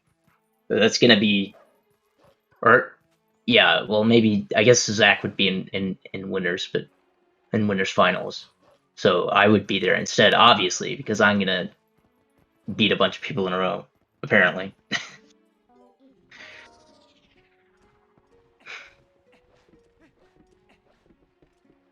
Imagine if they actually did do Grand Mines though. Yeah, Simi has clearly the easiest path to Grand's finals. It's gonna be great. Jaquaid, if you lose to Bruggles, can we gentlemen to all dungeons? I think we can gentleman to you losing. But we'll see.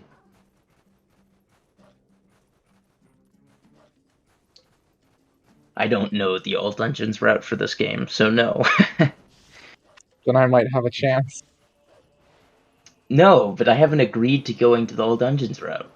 Hey, come on, man.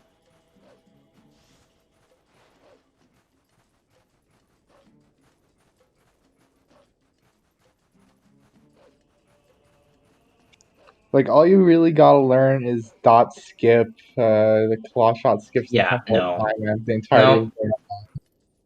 No, I mean, you act as though I don't already know what the route would be like, even though I do. I just don't want to do it because I haven't done that movement on GameCube. It's just the same, but with notches and no motion control. Yes, which makes it worse.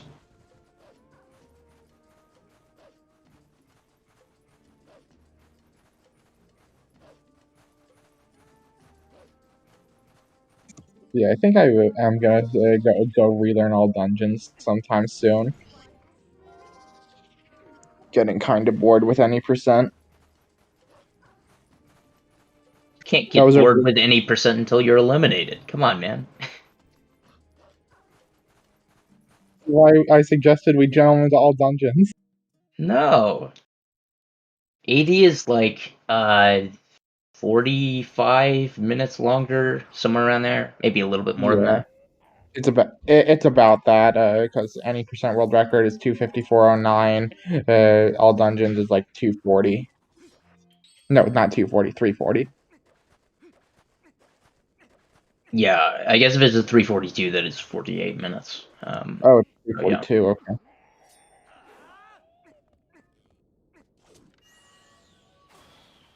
Yeah, I can't believe Adam still has that record after all this time. It's because nobody runs all dungeons. It's not that shocking. Ike's gonna take it soon. Is he, though? So TPHD loses a significant amount of time for all dungeons just because they don't have Door of Time skip.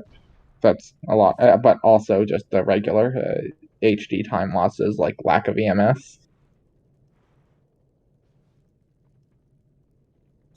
Yeah, I'm not saying that Adam's run was bad. It's just that it's outdated a little bit. I mean, have there really been new time saves found? Yeah, the text displacement route that nobody wants to do. Wait, which one? The Koro text displacement route? No, Russell text displacement. Basically, Is that actually faster? Yeah, it's like a minute faster. It just requires Okay. precise LJA and Snowpeak. Huh. Oh, that. Okay, yeah. Yeah, you're talking about the Moon Boots LJ or something like that? I don't think it needs moon boots. That's just one option to do it. Huh, okay. But yeah, basically, doing Snow Peak that early lets you get text displacement from Russell, who shows up in North Faron after beating Snow Peak, and then you can do Goron Mines to get that bomb bag before Lake Bed instead of having to steal from Isa. Yeah, makes And sense. the LJA is required because you have to do Snow Peak without bombs. Yes, it is hard. Yeah, it's hard, but it has the benefit of being one of the easier methods to get text displacement, because you just have to, like, target Russell from far away. It's super easy. I think he was just referring to the route in general. No, I know. I know he was.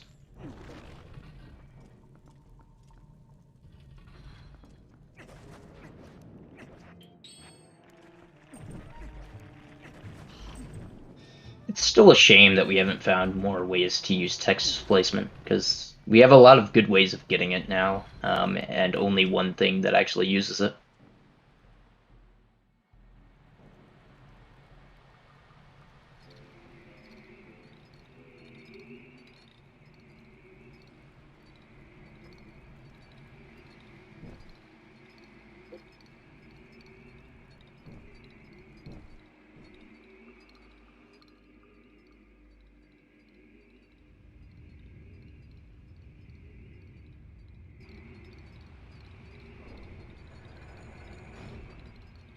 After this Poe cutscene, we're gonna see Adi go do Poe 1 skip, which you're in the vanilla game. You're supposed to have to kill that Poe in the first room there in order to get the Poe scent, which allows you to progress. But instead, you can do this LJA and clip up onto this pillar and jump up there, and that allows us to get to Poe 4 early and get the scent from that, and that saves like 45 seconds. So yeah, really clean Poe 1 skip. So D3 has under 3 hearts here, going into the King Moblin 3 fight. I don't want to speak any tragedies into existence, but hopefully he doesn't get hit here. No, he's good. And Adi actually had a Poe skip gold. Oh, yeah, that's nice.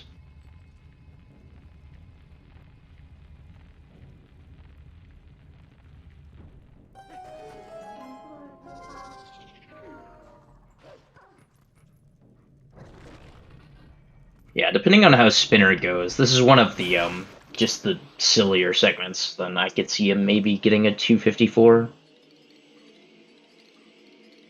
Yeah, he's running against race splits, but I think that his bests are accurate on these.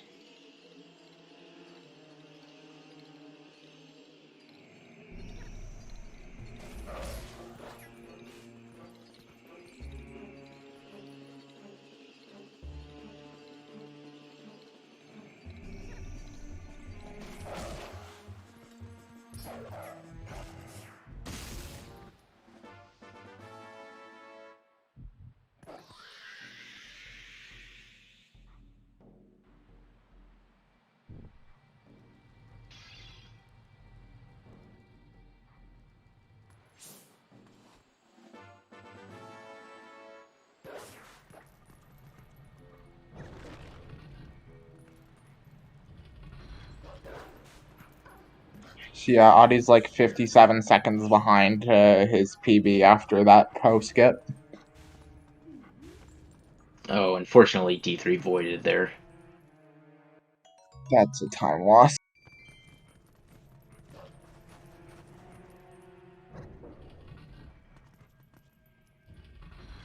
Yeah, the movement in this room is tricky.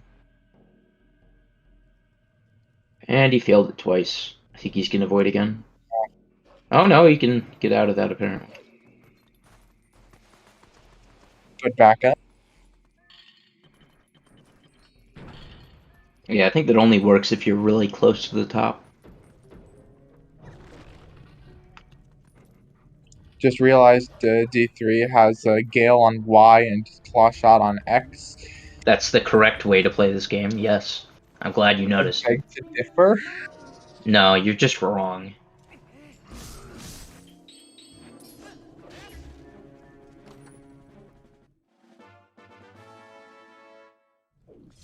I like Claw Shot on Y because I can flick the C stick up and then I keep my thumb going up until I hit the Y button.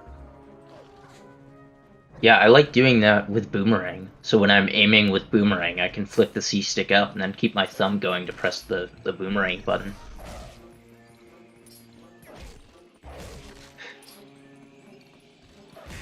Anyways, it's objectively true that Boomerang is better. There's no reason for this other than it's just better. You just have to accept it a priori, or what is it, priori? Whatever. I'm not a Latin speaker. Leave me alone. Gotta brush up on your Latin if you want to win these arguments. It's a priori, right? It's like when you I don't accept even know. something at face value. I think it is. It's a legal term, so I should know, but whatever. Adi is in the lead. Yeah, he's off like 4 minutes or so ahead. Oh god, D3's still going for Poe 1 skip. Yeah, that's a lot of time. He's lost like less than 30 seconds this segment. I mean, it's just the only thing that hurt him was the voiding in the first room. I think that Poe 1 skip was even first try, so like looking at this time, it can't have been anything worse than that. Yeah, I had a bit of a brain fart there, and I was thinking he had voided during Poe 1 skip. Yeah, no. But yeah, he's like 4 minutes 25 seconds behind now. Yeah, he's pretty unlikely to catch up. Especially since Audie is still on like a 254 pace. Kip Code is making fun of me for mispronouncing a priori. I know how it's spelled, okay? You don't hear it every day. And apparently it's French.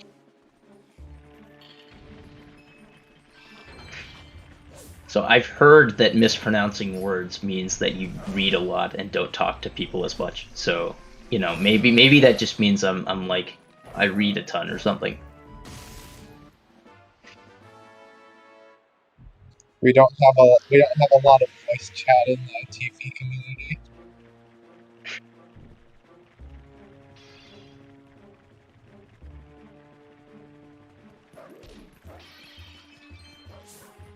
Okay, apparently it's a file.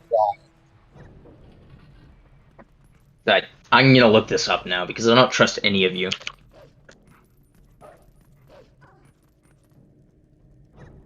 Huh. Yeah, it is. It's a priori. Apparently. I swear I've heard it a priori before, but I guess I'm just wrong. Yeah, I like a priori. But A makes more sense, now that I think about it, rather than ah. Dictionary.com backs me up on this? Really? Let me listen to what Dictionary.com says. I'm curious.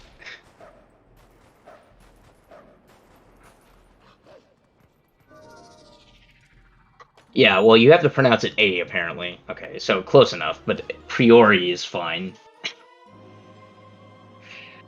But not ah. It has to be A.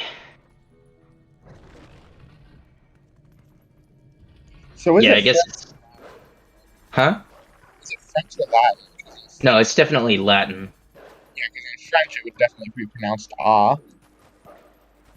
Yeah.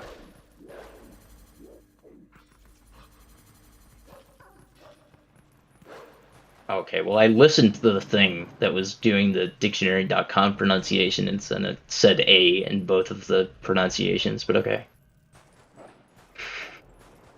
Apparently I can't read, and then there were like 4 of them, but whatever. No, it's definitely Latin, and French just adopted it. I'm sure people in France use it a lot, but that doesn't mean that it's French. Like, I'm gonna go check this because apparently I've been wrong about several things now. Anyway, Audie's coming up to Death Sword skip, so let's see how our predictions worked out.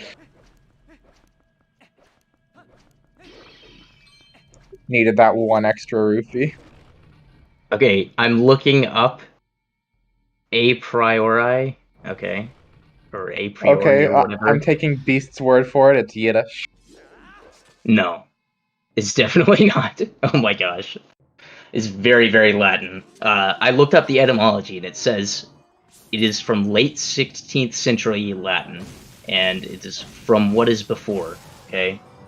There you go. All right, we're settling this debate. It's Latin. It is 100% guaranteed, absolutely Latin.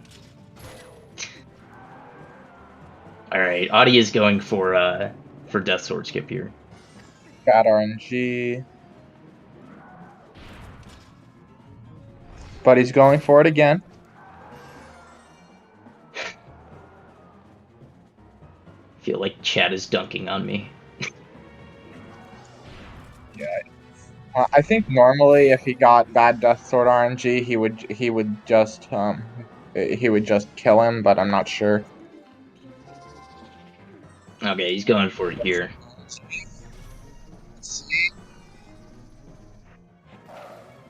And it's He good. did make it. I won my prediction. Yeah, but he also lost time because he had Death Sword get stuck multiple times. And yeah, so this is what I was talking about. First of all, that loses time on average sometimes. I mean, I guess it depends how good you are at DSS, but for me at least, if I try to lose time on average. So I'm not sure why we went for it, but also just dunking on Trez for a second here. A 254 is probably pretty unlikely now. Like I said before, he'd have to play within 26 seconds of his best over the next hour in order to get a 254. Just But gotta become God. Yeah, nobody listened to me. You know, nobody listens to me whenever I say this is like XYZ is unlikely in terms of playing that close to best. You know, yeah, we have to have somebody pop in and just claim otherwise that doesn't actually run the game.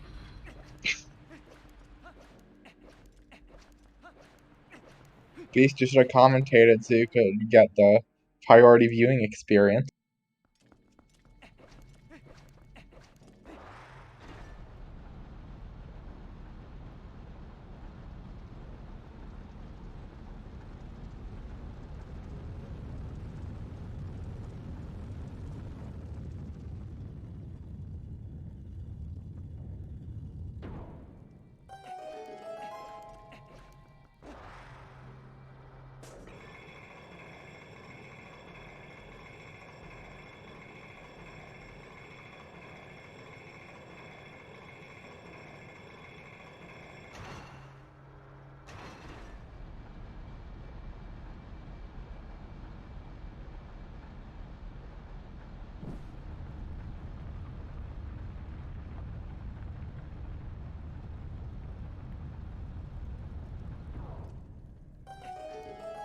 Oh, is this going to be the early platform prediction? Okay, I'm gonna bet all of my channel points on this. Me too. The 534 channel points I just got back from the last prediction.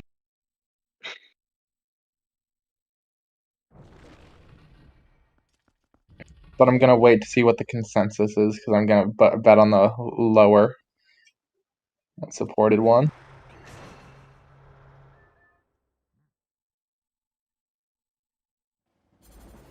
Yeah, that still won't be for like over half an hour though, so still got time. Seems like the people have a lot of faith in Audi. Well, they should. I mean, there's essentially there's essentially a 0% chance that he misses it unless he throws. Yeah.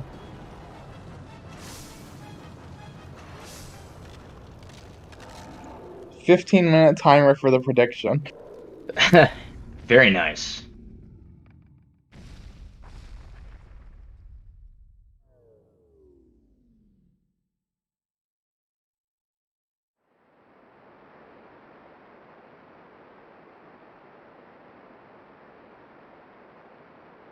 Yeah, I wasn't paying attention. I think that Audi got a pretty good style order there, though, judging by the time. Wait, is D3 going for Death Sword skip? Oh, apparently he is. He heard me talking shit, and he's like, "Yeah, I'm gonna go for this now." Just out of spite. He seems to know how to do it. So, oh, but he got dumped. That was really early. Yeah, he hit Death Sword's sword there. Great. I thought the position seemed fine, but I've also never gotten Death Sword skip in a run. Yeah, of course he also has kind of a weird camera here. He's going for it again. Yeah, that position looked fine. I don't know why he's going so early. Like, he should at least try to buffer it.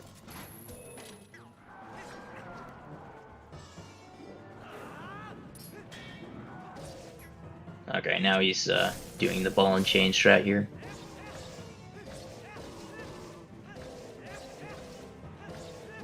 Three hits with the ball and chain, that like pretty much breaks even with just doing sword slashes the whole time, but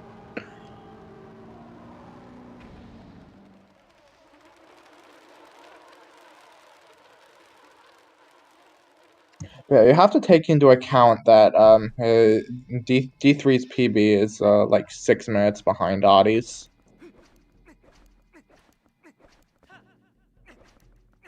So, like, as far as their relative skill levels, they're playing pretty even.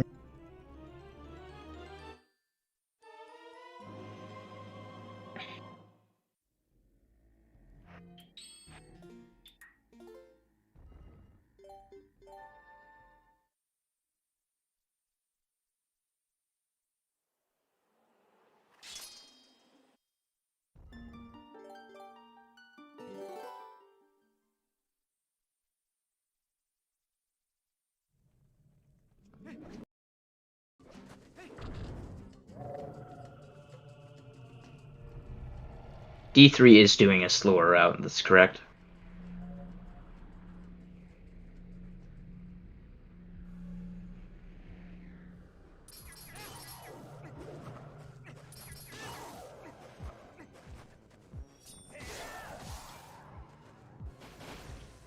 But from the mirror chamber here, instead of raising up the mirror of Twilight, you can just zoom in on the map with map warping to warp away early.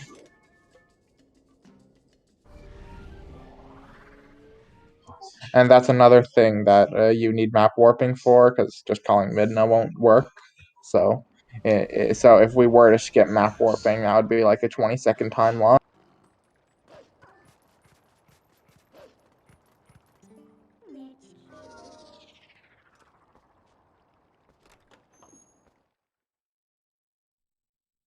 You know, Dean, I somewhat find that unlikely, given that you woke up like an hour and a half ago.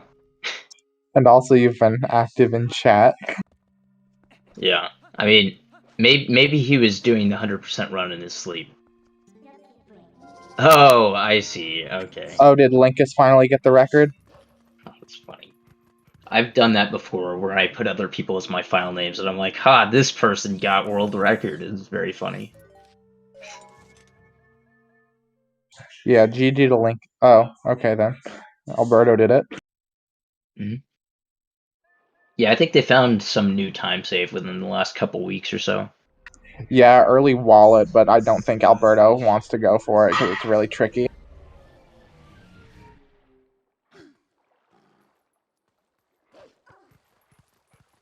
Yeah, I'm surprised that Linkus decided to take a break from his glorious Minecraft speedruns or whatever he's doing in order to run Wind Waker HD.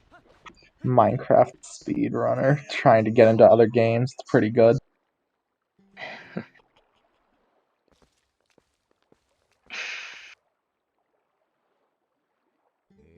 Don't know why you would run a game with that much RNG in it, but you know. It makes for good content. I'm sure it does. It doesn't seem like it makes for a good speed game, though. Then why is it the most speedrun game? It's because there's a bunch of casuals are running it. I mean, people don't want to actually have to rely on really grinding practice or anything. They're just basically waiting until they get good RNG, and then you have a certain amount of skill, and you get a good time as soon as you get good RNG, basically. Yeah, so they're just casuals going fast. Tell that to the people who've dedicated years of their lives to learning Minecraft speedrun. Well, I'm not going to talk about this a whole lot, but I don't think I would ever run a game in which, you know, you basically have to grind 50 bajillion attempts in order to get any sort of good RNG. Bo, Zelda, Hugo. That's like 2 minutes, okay, over a 3-hour run.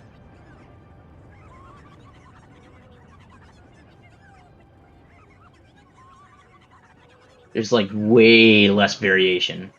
Way less.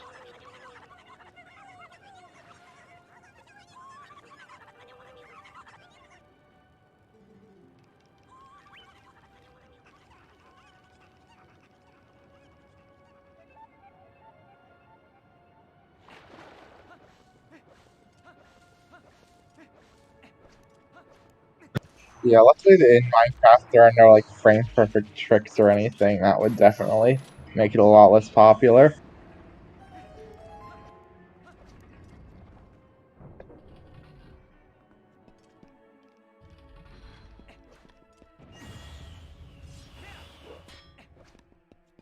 Yeah, well, the level of how hard a particular speedrun is kind of depends on the level to which competition for it is extremely optimized. So, like in Breath of the Wild 100%, you do like a billion things that each time you miss it can lose a decent amount of time, right? So there's a lot of places you can lose time. But if world record is like losing an hour to that type of stuff over 20 hours, then it's not nearly as bad, even though it's a really long game.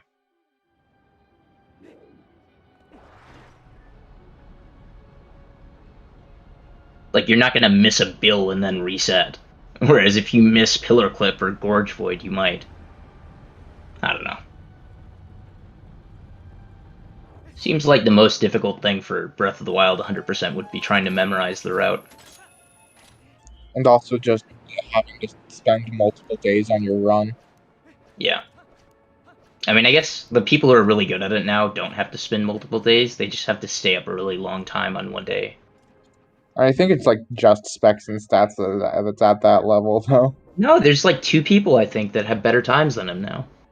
Oh, really? I haven't been paying that much attention. I'm gonna double check, but I'm pretty damn sure. Yeah, so both Smitch and Johnny, and actually also DJ Carmichael, all have better times than him on the original 100%. And I don't know how to pronounce this. Raraki, I don't know how to pronounce that, has a better time than him on the extended version. So there's several people that can finish it in under a day.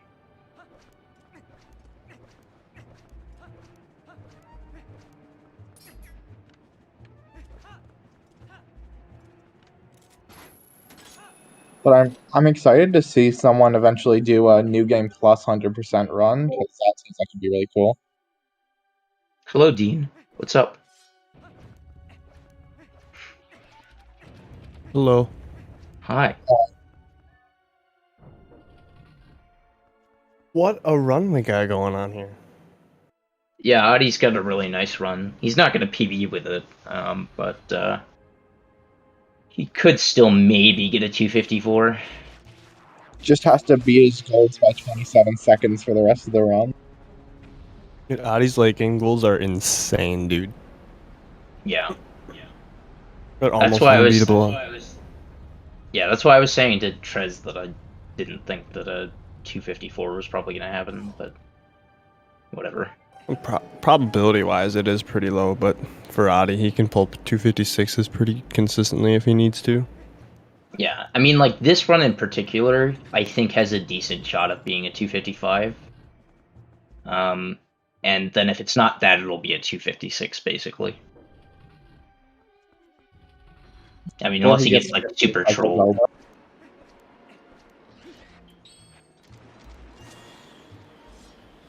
Oh, fat raid, nice. 181 people. I've seen so many people do this LJA East Wing so differently. Like, everybody's got just a slightly different, like, set of LJs or movement they do. Yeah. Yeah, I like to target the inside of the door.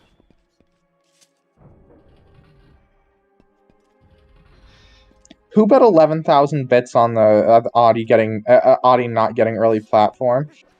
You're probably losing those points. Yeah. I told people, like, there's a 0.05% chance, basically, that he fails early platform.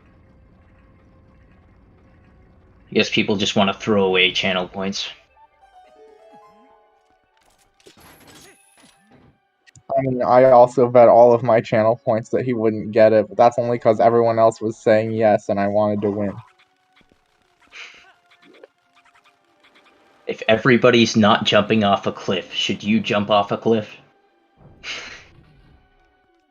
Well, is someone gambling on it? Oh god, that's morbid. He survives.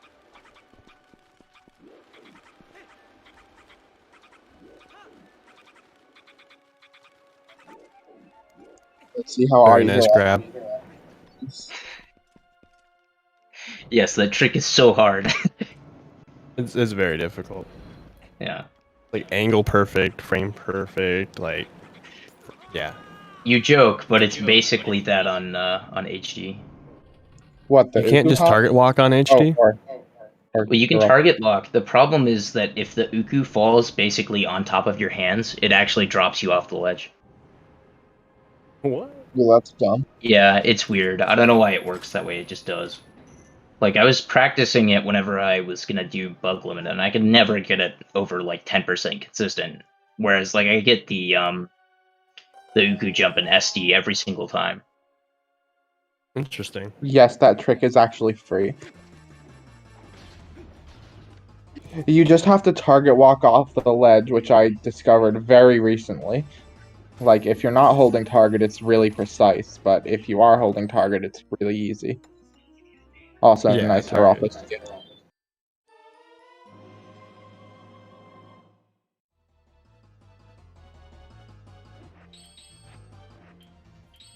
Still on 254 pace.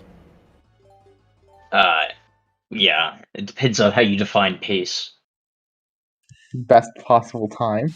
Yeah, that's- some people do it that way. I don't understand why people do that because nobody plays to their best possible times for an extended period of time. Like I've heard Fino do that before, where he's like, I was on X pace when his best possible time was that pace, and he had like an hour left in the run, and I'm just like, not quite sure I understand that, but okay. Audie makes you starts feel every good. run on 250 pace.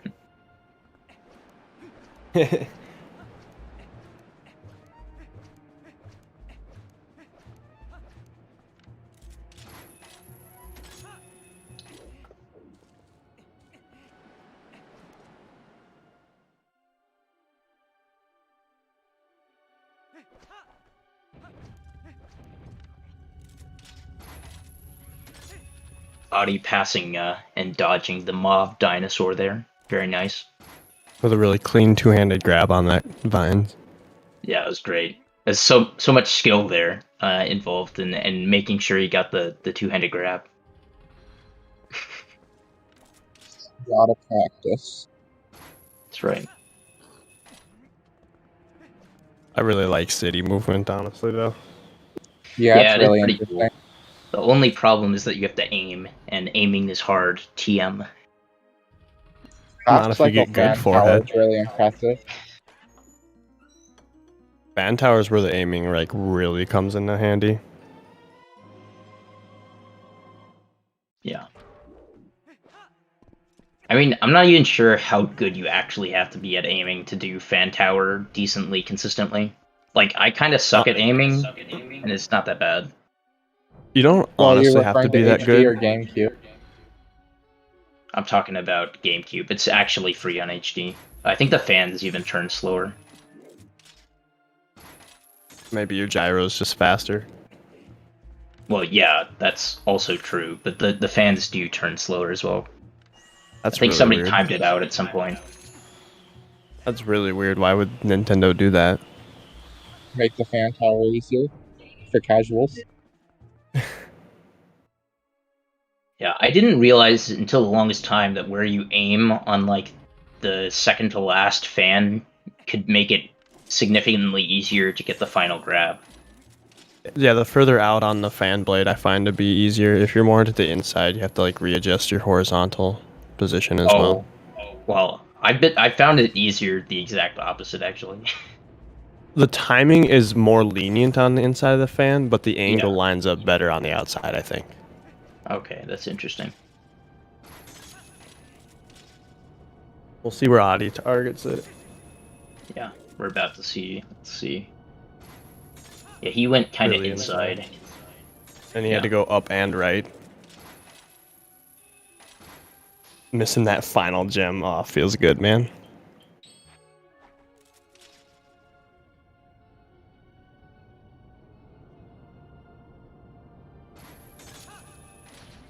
Just play more first-person shooter games and you'll get really good at aiming, forehead. All those first-person shooter games on GameCube. Or Link's crossbow training. Dude, I love Metroid Prime. Okay, yeah, well there you go. That's what you need to play. Rip bonk on that door. OSU with a GameCube controller, or is it OSU? I actually don't know. I think it's OSU. Okay. That rhythm tap click game. Yes, that game.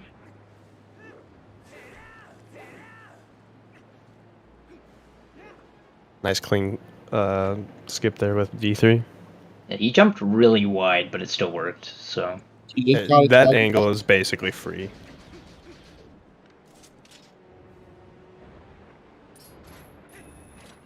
No cool game, dang. It's basically you. Oh, Keaton's is saying it's Osu, or Otsu. I don't even know, man. I don't play your stinking rhythm games. It ain't TP, it ain't for me.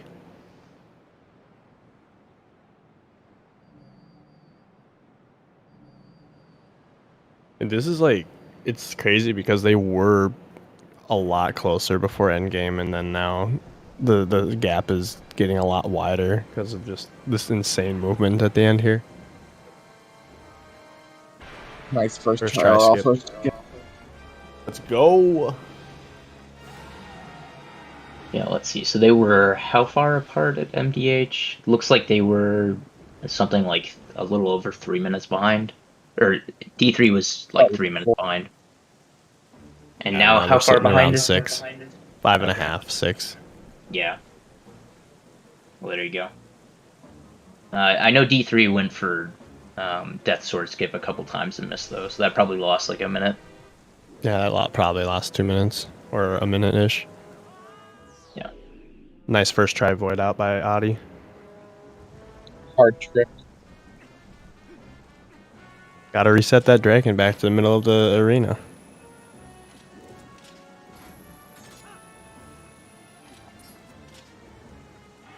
I never really liked this fight as a casual. The fight kind of always seemed to drag on. Oh no, you did not do that right now. No, you didn't. You didn't. You didn't do that. You didn't say that. That's such a bad one. Oh, I figured out what you were gonna do like right as you were saying it. I'm just like, no, I can't let this stand. Oh my gosh. I didn't realize you were actually going for a pun there. I was like preparing to talk about how it's like, you know, it's so much more fun speedrunning it. Yeah, and then I heard you say that. It's just no. Like we get to skip half the first phase. Oh, flame Adi skips are failed. pretty cool. Flame I think he went too soon, or yeah. Yeah, I'm not sure. I only loses like 15 seconds for 1 or 2 cycle flame skip.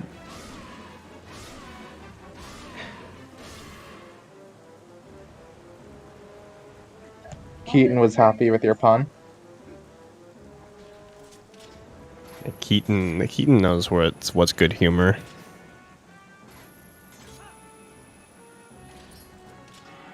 I beg to differ. Then beg. Grovel, in fact. That's right.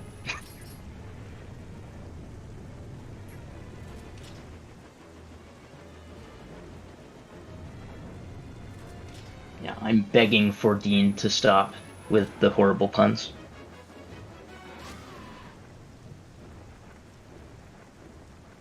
You know, for losing 15 seconds, that was still an insanely fast split. Like, he lost about 20 seconds to his golds overall.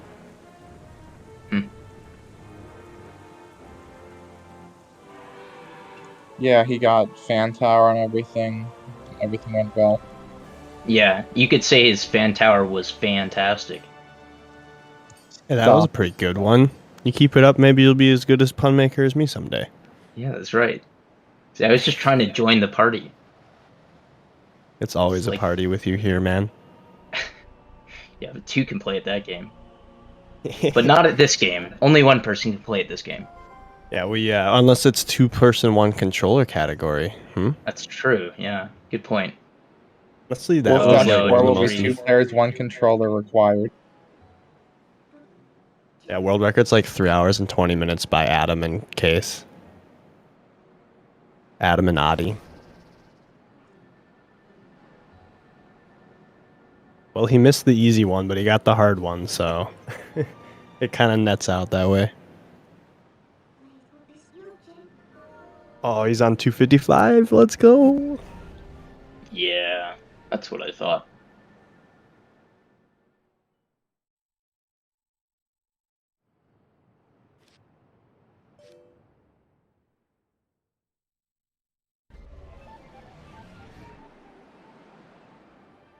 Didn't know I was getting a Japanese lesson today in chat.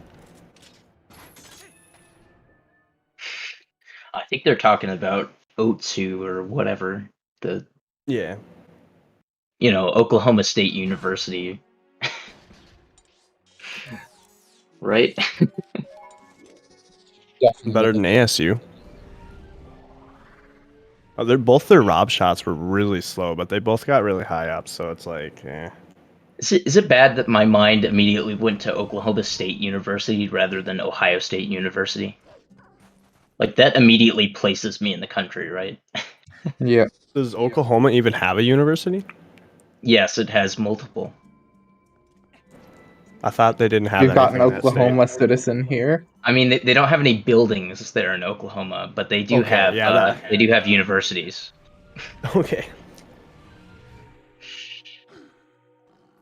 Is there I'm an sorry. Oregon State University? There is, yes. So that's also OSU. So I guess if you said that, then that would also place you. Well, I'm not near Oregon. Yeah, I know. Don't look for me in Oregon, please. Anyways, the reason that I meme about Oklahoma is because I'm from Texas. And in Texas, we joke about Oklahoma. I don't know if Oklahoma jokes about Texas. Maybe it's a one-sided thing. I don't know. Everyone else jokes about Texas. Yeah, that's right. We, Because we all ride horses to school every day. We like to joke about Wisconsin up here in Minnesota a lot. Yeah. You guys think that I doxed myself by saying I'm in Texas? Do you know how large Texas is?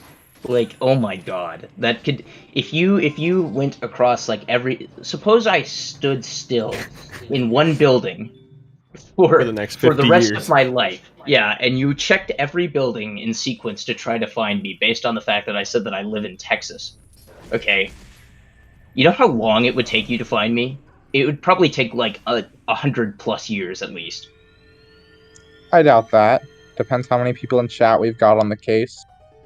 Oh, well, yeah, I mean, if they coordinated all together, but I highly doubt that. And even then, it would take them multiple years.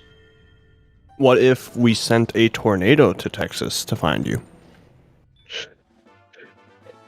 So huge, you could fit 2.5 Americas inside of it. Nice. I've seen that Geography image. was- It's pretty good.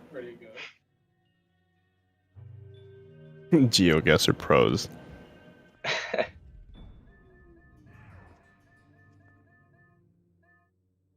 Most buildings have tornado safe.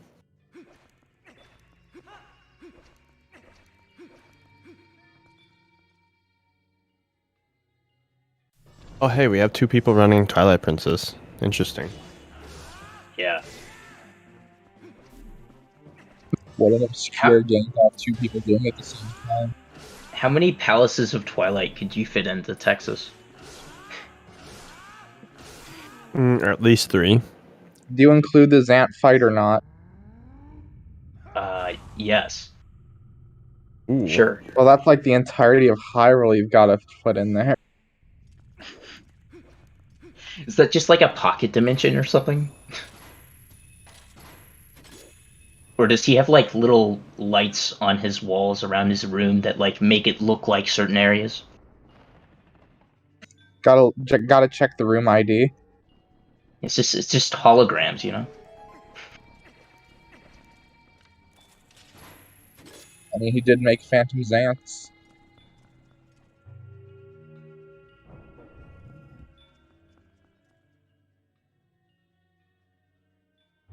Pretty solid split time there for D3. But am I the only one who thought for a long time that Zelda was the Twilight princess they were referring to? Yeah, I'm pretty sure I did.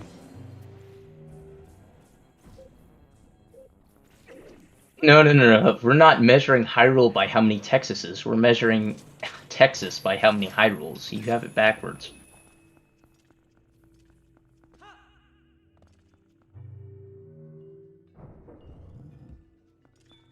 Yeah, D3 is a bit behind. I think the odds for this race weren't exactly in his favor, sadly. Yeah. But he's doing an amazing job nonetheless. Like he's been cranking it out. I mean, it was theoretically possible that he win if he got like a 3 flat something. And then Audie would have had and to also catch up Audie would again. have had to play. Yeah, he'd have to play poorly. But Drive the Morpheus. those two things could have happened.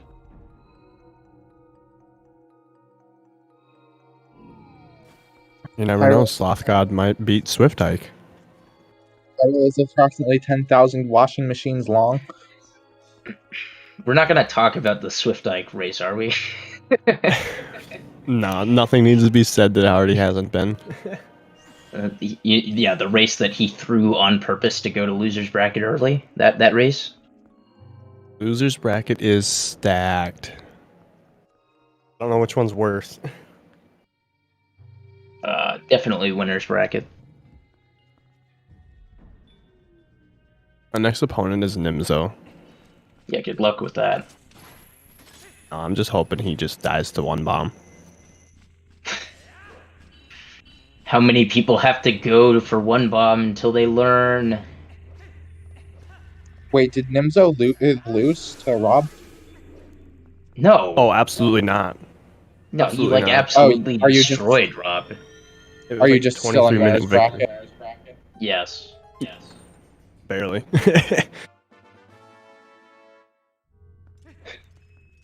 We're being asked for predictions for who's gonna win. I think it's gonna be one of Zach, Nimzo, and Audie. But I don't know what you guys think. Marco could be in there, but definitely those three would be my top predictions as well. Yeah, Marco just hasn't been consistent enough, I don't think. Someone's gonna take off someone's gonna take their mask off to reveal Demon.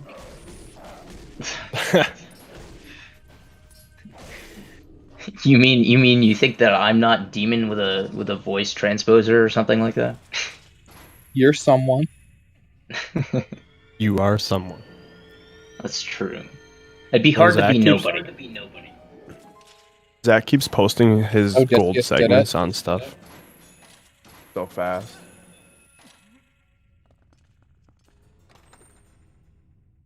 Actually, yeah, Sloth God, my money's on you.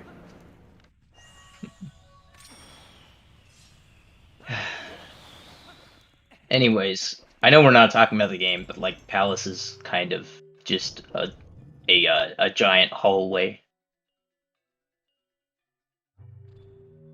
Like all the skips we have are for individual rooms because you need a small key at the end of every room and you can't skip the solve.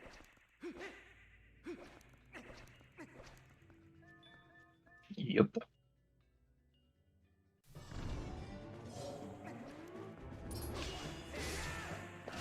Yeah, also runners tend to be like very consistent at Palace, so I really don't think there's going to be much of a change in how far ahead Audie is here.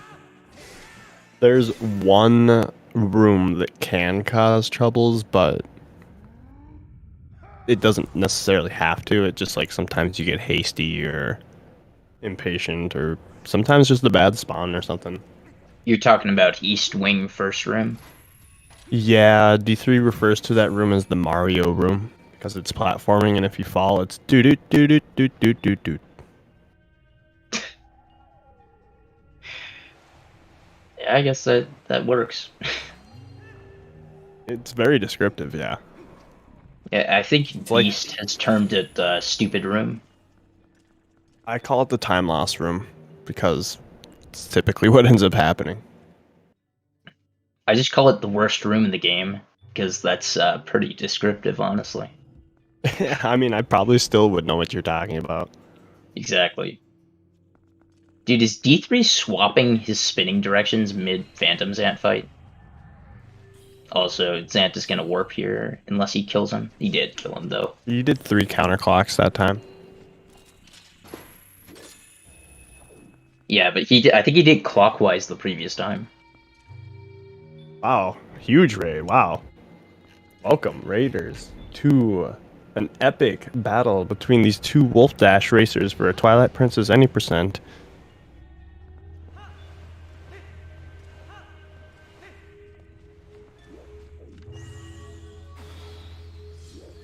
So for those who are, no, they're getting Zora armor. so for those who are just joining, what is it, like 6.5 minutes that Audi is ahead by now? Yeah, something like that, 6-ish. Yeah. So we fully expect him to win, but there's still a decent amount of game left. But something interesting about the Gorge Zora armor route specifically that I forgot to mention earlier, since you don't beat Fair and Twilight, you don't actually get the hero's clothes, so you can never take off the Zora armor once you equip it.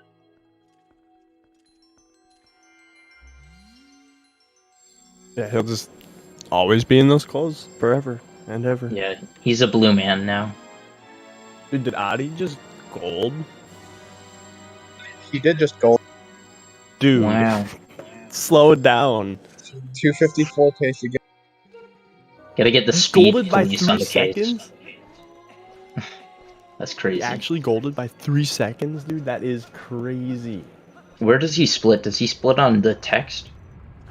He splits when it the cutscene starts.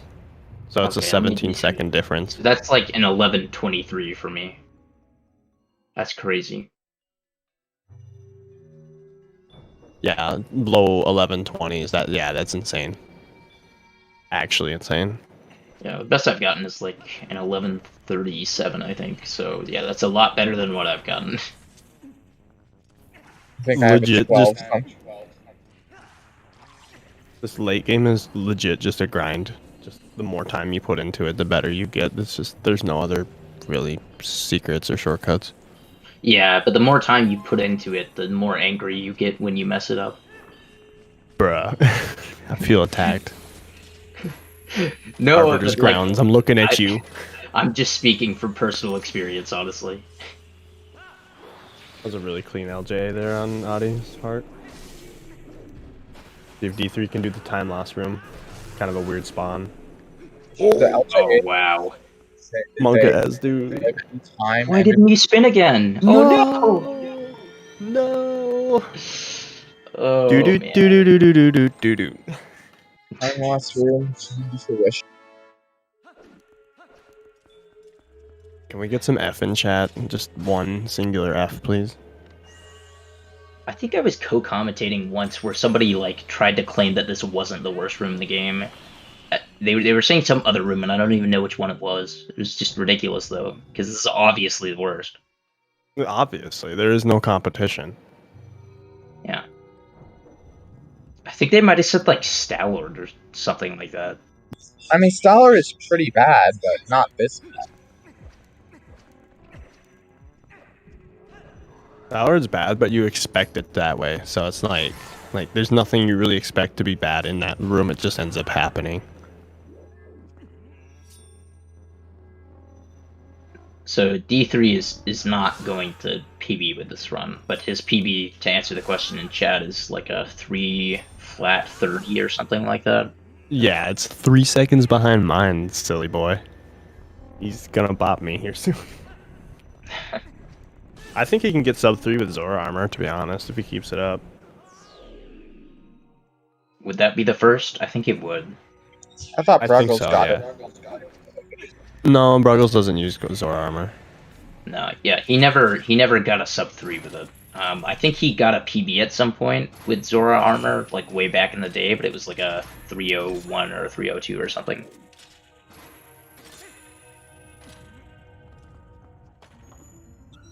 No one has a sub.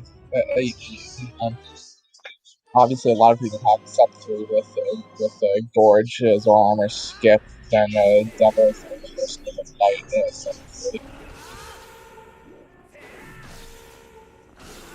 Yeah, so there's 19 sub 3s, and I think there's a grand total of like maybe 2 of them that are bite, and none of them are Zora Armor. So, Dude, I'm so close to having sub 3s. D3 is. You could at any run could get a sub 3 probably. Like that 20th position is out for grabs right now. yeah. Well, we could have like 24 by the end of this tournament. If Thino could do it too, yeah. Yeah, exactly. So that would be how many of us? So me, you, D3, Simi, and Fino are all within a couple minutes. That's insane, dude. Yeah. And Zaylu just recently got a 258, I think. Yeah, just Beast Skip. just PB'd today too. Oh, really? Yeah, Beast another like laser 6 time. second. Yeah, Beast has been playing really well recently. He's like, I don't know. I don't think that I could beat him if I had to run against him, because he's been extremely consistent. Like, I keep popping into his streams, and he's like basically He's always on doing PB good. pace. Yeah, he'll be like a couple seconds off PB or something like every time I open his stream, and it's just crazy. I haven't seen PB pace and I can't tell you how long. But I'm also doing races. Yeah.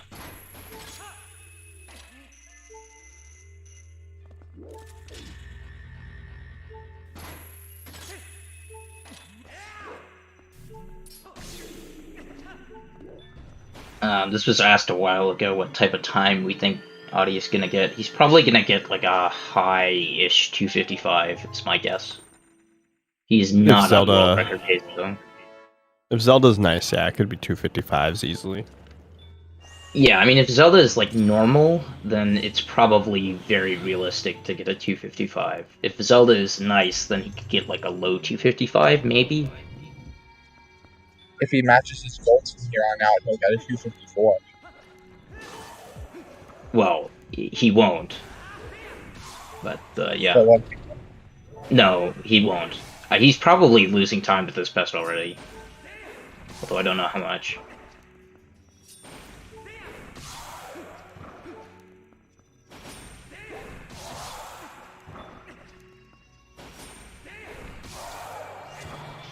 Yeah, be sure to give those runners a follow, dude. They're always grinding out Twilight Princess, and they're amazing individuals as well. The whole TP fam is a real great community.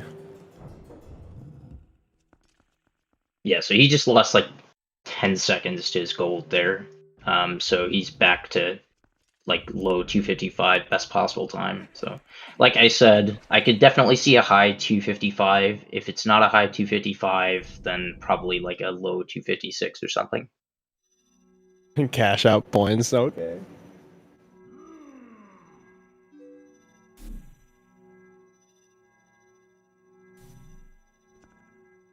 Oh yeah, I'm gonna get free money because people claimed that he was gonna miss.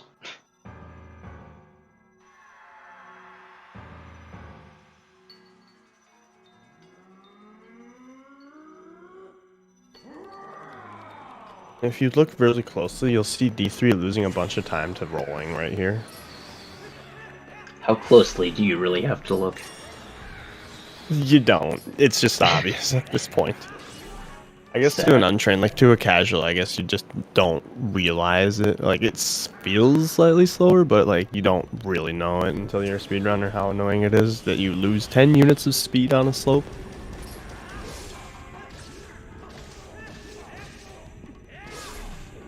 That was a really weird attempt at a backup on that Zand.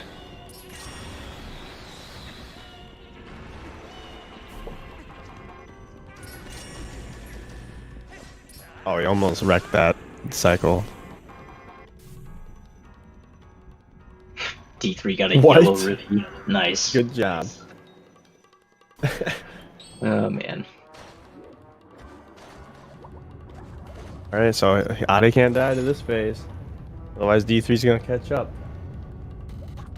A 7-minute and 20-second time loss to go get bombs. Have you timed this? No, but somebody else has, who's very reputable in the community, so I just take his word for it.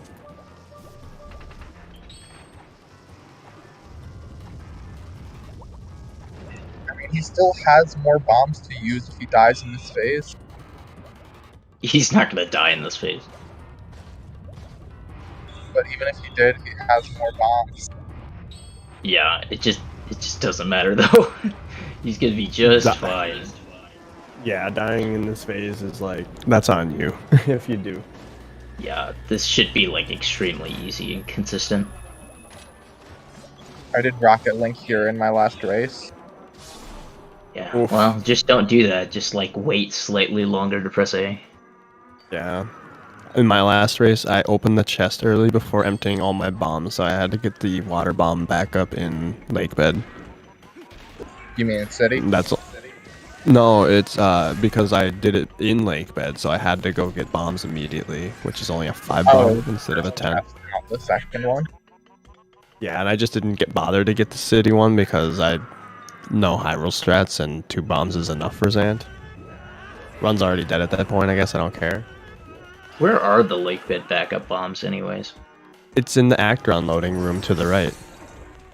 Yeah, Makes but sense. where in that room? Like, literally just to the right, there's a chest. Oh, okay. Alright. Well, that's good to know. Yeah.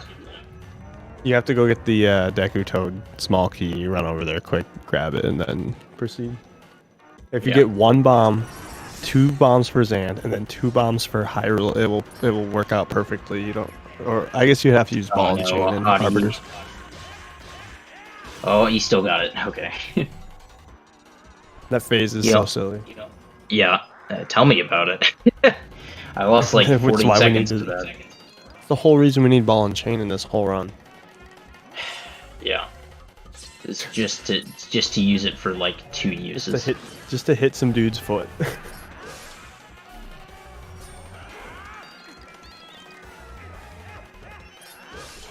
Oh no, This is D3.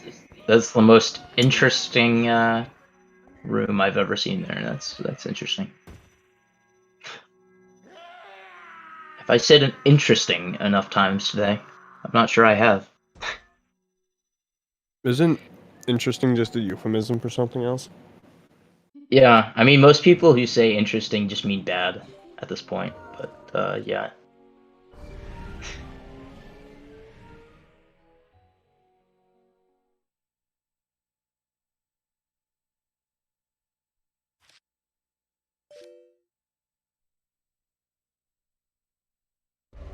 Will D3 fail early platform room? Doubt it. The 8 ball Probably not, says not likely.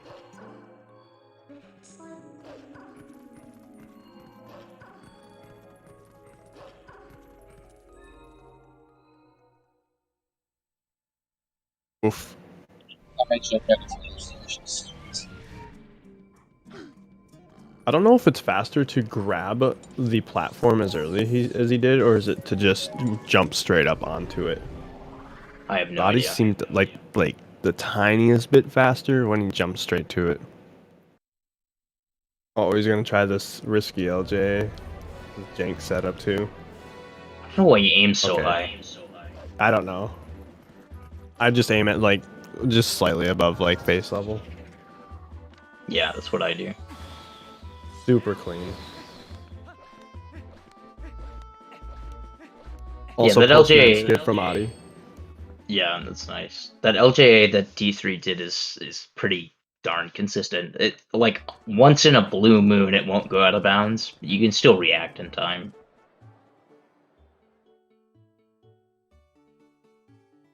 But then there's also really no reason to do it. You can just claw shot. Adi not getting the bonk, dude. Cursed run. I mean, so you can claw shot, but it makes it so that you have to like first of all, you have to time the claw shot, and then you have to aim well very quickly to get on the early platform.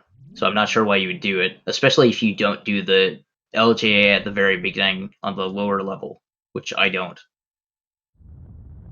Oh well, I If you do that. practice that for about 10 minutes, it's like you'll get it consistently. I'm With the sure. I DZ. just don't want to do it.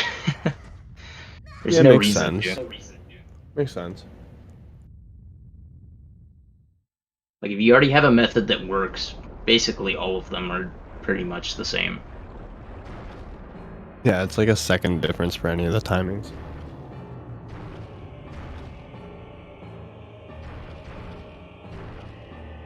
So Audie is probably a little over a minute behind his PB. Probably more like a minute 30. And D3 is, I don't really know actually. Because he's not comparing to his PB, he's comparing to his route PB for Zora armor.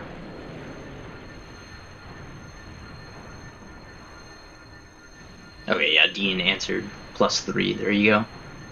Dude, I've done so many races with D3 in the last, like, since the turn of this year, dude. We've just been grinding races nonstop. Yeah. I have such a spread, like, from 3 hours with a race with Bruggles, and then, like, 3:18 with, like, missed Hugo, like, 5 times and died to Morpheal or something, you know? Just silly stuff. I'm all over that spectrum. I kind of want to not be. I don't know why you, like, lose a lot of time in early game to things. Yes, Audie's PB is world record. If I tell myself to not fail Hugo, I won't. Or like if I practice it before the run. Sometimes if I just do a run, just starting it, then I'll not have a good feeling for the game. I still think your problem is basically just that you meme. Like you'll get a little bit behind, and then you'll just be like, I'm just gonna lose a bunch of time and meme. Well, I mean, once the run's dead, yeah, I kind of lose interest, I guess. Yeah, exactly. That's why your spectrum is so wide. Because if you like decided to finish all of those runs strong, rather than just being like meh, whatever, then you probably would have like a 3:10 maximum. There's something to be said about losing runs to every possible known way to lose a run in this game, though, over time. Yep. Comes with experience. Meme percent is winner percent? No, that was Simikins the other day, don't remind me. And Jaquay, dude, we're still trying to process what we saw. Yeah, that was interesting. It happened. Everything. Everything happened. He did so On good, and then he purpose. lost 12 On minutes purpose. in AG to on purpose, yeah. It was just Yeah. like, bruh. How do you lose 12 minutes? To doing pull one skip the You 2017 should just watch it. Oh, that's Yeah. not good. Just watch it. It's hard to oh my explain. gosh. And then Everything the commentary af- behind yeah. it, too. Just watch everything after he enters Arbiter's Ground, and then you'll understand my pain. We were doing that's so like good the up to that backflip point. thing, right? Hmm? So that's like the backflip thing, right? For the Yes. one. It's a stupid, hard, and precise trick. It's just like, there's no reason ever anyone should go for it in 2021. Did he win?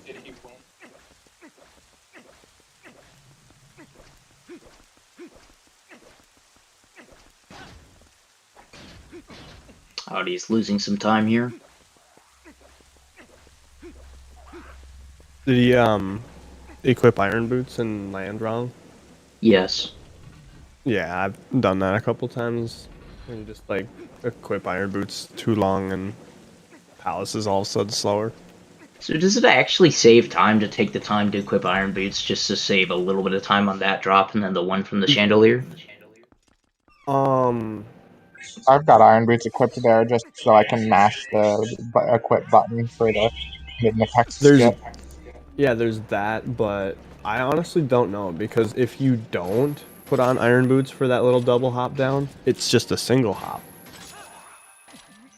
And you do move considerably down faster on the chain with iron boots and this drop, like, I don't know. Yeah. It does feel smoother, and the equip, like, only takes an extra, like, I don't know, 10 frames if you're really, really optimal. Yeah, where are the Iron Boots around the wheel? Aren't they, like, bottom right-ish? Yeah, slightly bottom right, because I always confuse them with Boomerang towards endgame. Yeah. Want to quit boomerang? Iron boots instead. Sorry. Clean fight. Clean fight. That was nice.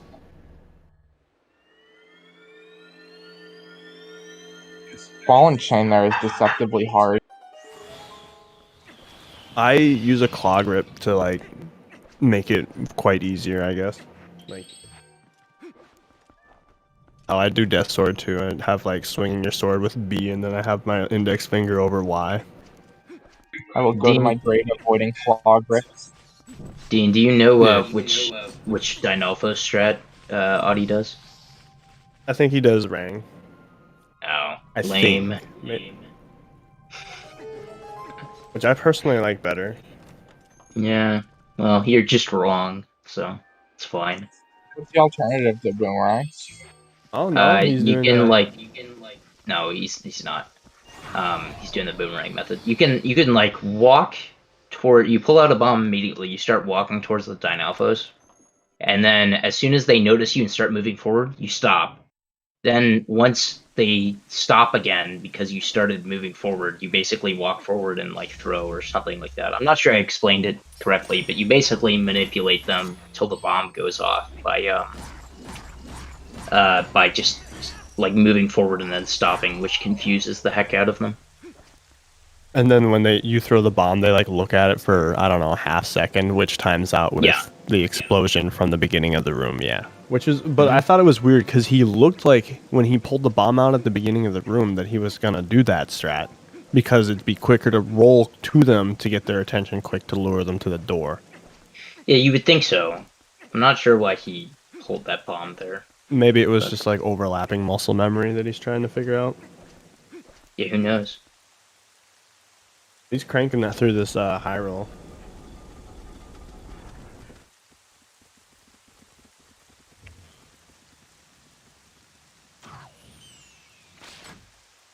Yeah, fun fact, whenever D3 gets that cutscene, that fire arrow would actually be fatal.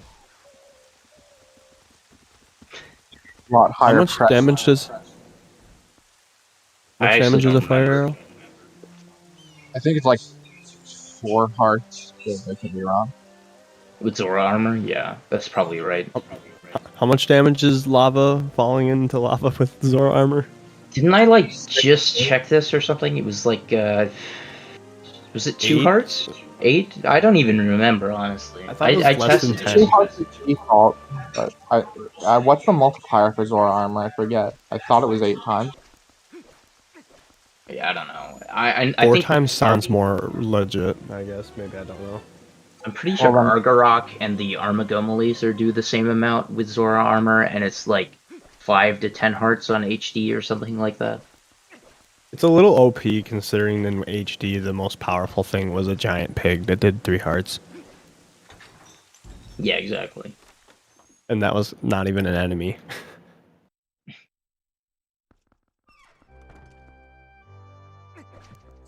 What do you mean? 2 hearts. Yeah, wait, hang on. What do you mean that there's a giant pig that isn't an enemy that does 3 hearts? Are you referring to Blinker HD? Yeah, I was talking about Wind Waker, yeah. Oh, okay. I thought you said Yeah. TPHD.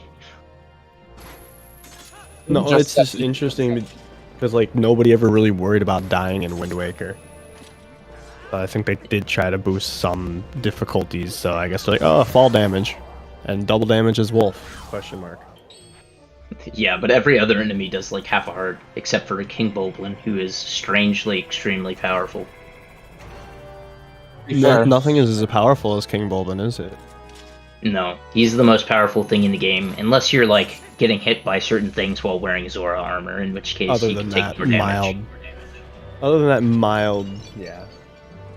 Yeah, I mean, so the final boss, Ganondorf, does like half a heart, so yeah. It was a super clean thing. Yeah, so I If think we're Adi looking crashes. at... He's not gonna try for it, is he? No, shouldn't. Okay, please, because I think he would actually lose if he tried for it, because I don't think he got the save. He saved in, yeah, city. Yeah, so definitely do not go for this. Come on, do it.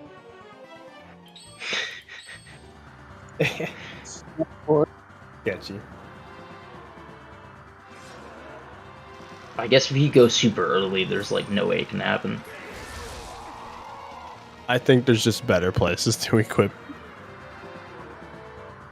Yeah, I mean, you can always just delay the equips until you start the fight.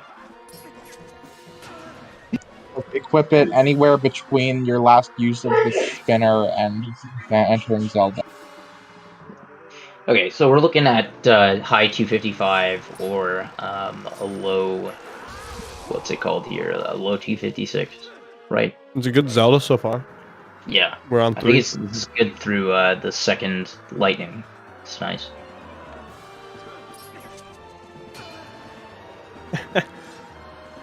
Nice ball and chain shield strat.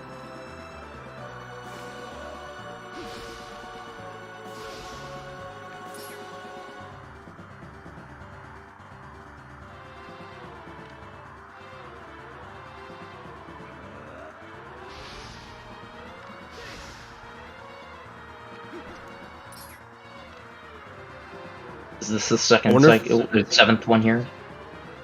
I wonder if going in a first person makes this any fight any less laggy. I doubt it. Wow. Yeah, that's 7. 7 Okay, cycles. so this is probably a 255 unless Audi chokes. Alright, well, I've actually got to go right now, but... Okay. Alright. Thanks for commentating, it was fun.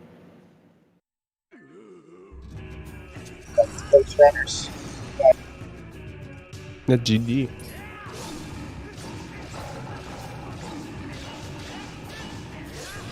Interesting combination of slashes on B-Scan in there. I didn't see what he did. I'll look for this next one. Oh, he did the normal. Okay. Normal, interesting slash. that mouth, first person.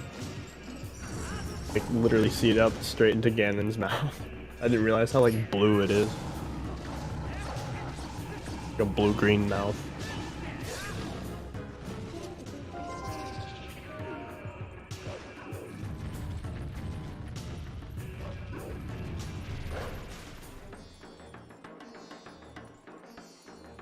You can see how much the game lags when he swivels in front of the front of the room there. That was interesting. Did I say choke? No. I think he's gonna lose a little bit of time, but this should still be a 255. No, that was like less than 10 seconds gone. Yeah, exactly. I mean, you can always lose time to Zelda on the horseback if she decides not to shoot in the right direction.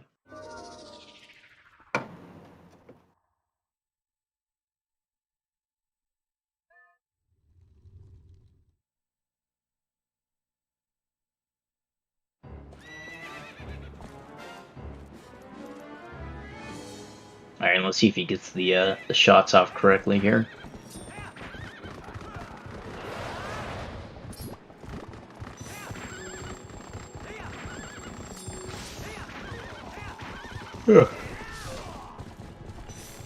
Okay, that was good.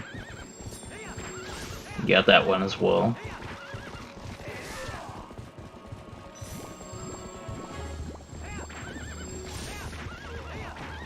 Okay, alright, yeah, this is 255.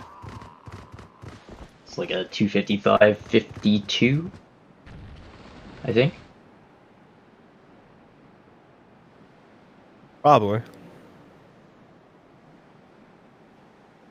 Yeah, so he could even miss a couple jump spins and still get 255.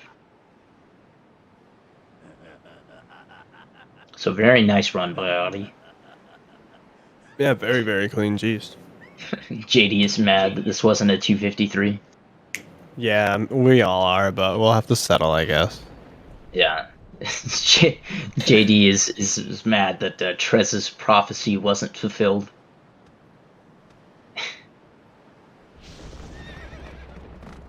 Meanwhile, I've been right like this entire time as to what time I thought he was gonna get. I love the broken text box on German. Yeah, it's great.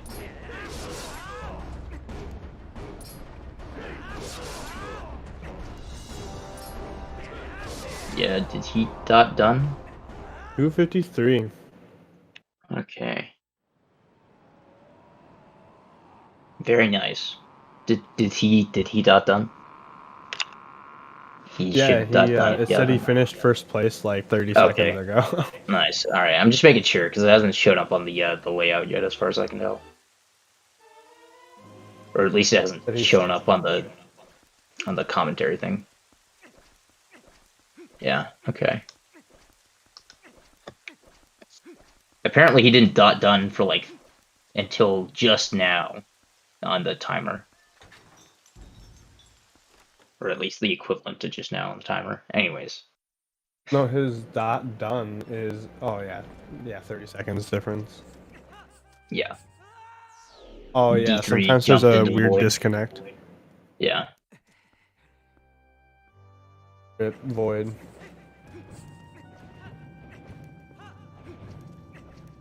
Yeah, that happened to me the other night where I didn't done in the thing, and then somebody was like, bro, you've been racing TP for the last over 5 hours? I'm like, what? Is it possible to have it corrected by an admin? I don't know. I put a note on my race, and I don't know if it got corrected. So Yeah, you gotta get those juicy racetime.gg points. I need those, dude. That's how I live my life.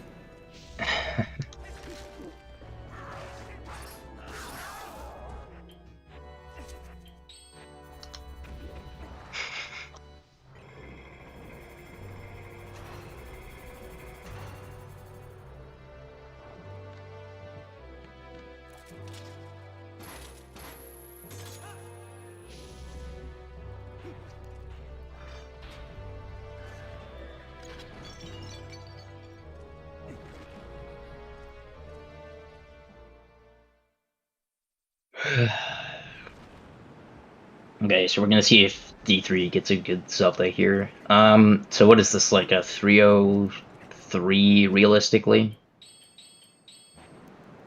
Something like that, yeah. Yeah, like Mid a low 303. 303. Yeah.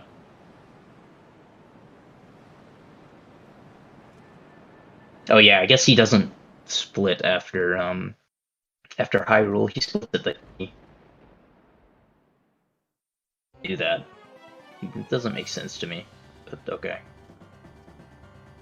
None of our TP races on Racetime GG get verified or recorded for points until like months after. If ever. I know, I kind of wish, I don't know, I wouldn't mind being a mod for TP just because I'm already a mod for like Wind Waker randomizer community. Yeah. That's really simple to just hit record results, done.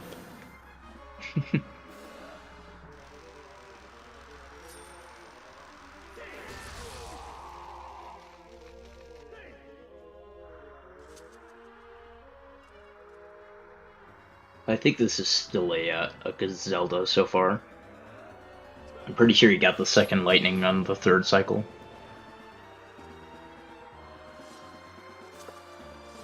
Dragonbane, yeah. Not just dragon. Wow, yeah, I've heard of DB or like if, Yeah, I've that took heard of me a just second. dragon.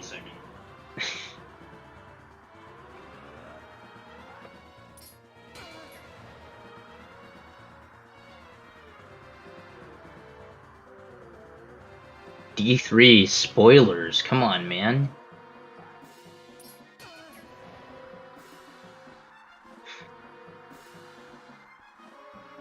Dude, this is the third time in like the last week and a half, because like 2 races we did together, he got 0 Triforce's 7th cycle. I was like, bro, what are you doing? Yeah. That must have been in, well, actually no. Was that a 7?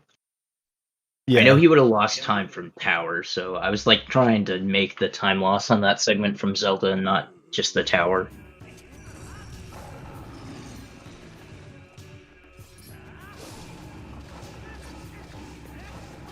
I like Adi's screen and how it froze.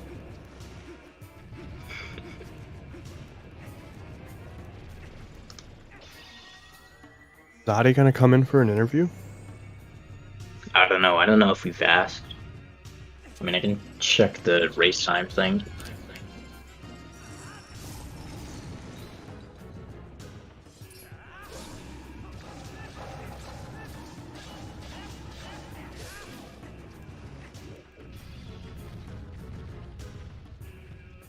Yeah, he hasn't responded to the interview request, so we'll see, I guess. But the race is going to be over pretty soon, because, yeah. Is there any questions to be...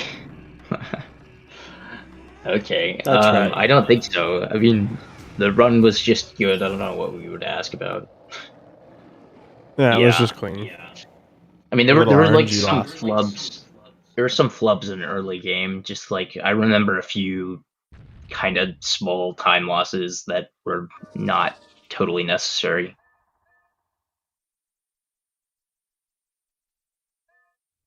Like it was 4730 vessel, so like a lot of the time loss was there. Yeah.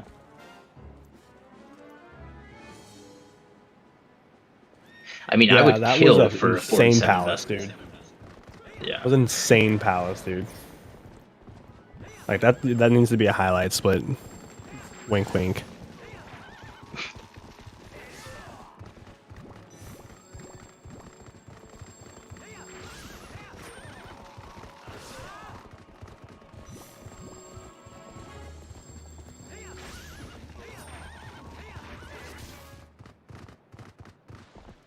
He'll have his secretary highlighted. Nice. Nice. AKA Simi. Oof. AKA Meme Lord.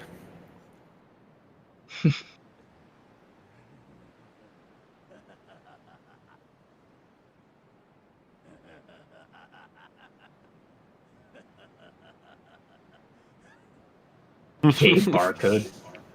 Oh my gosh.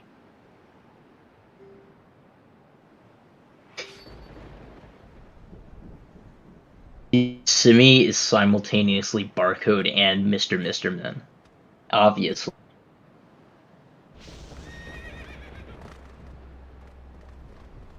Exactly, yeah.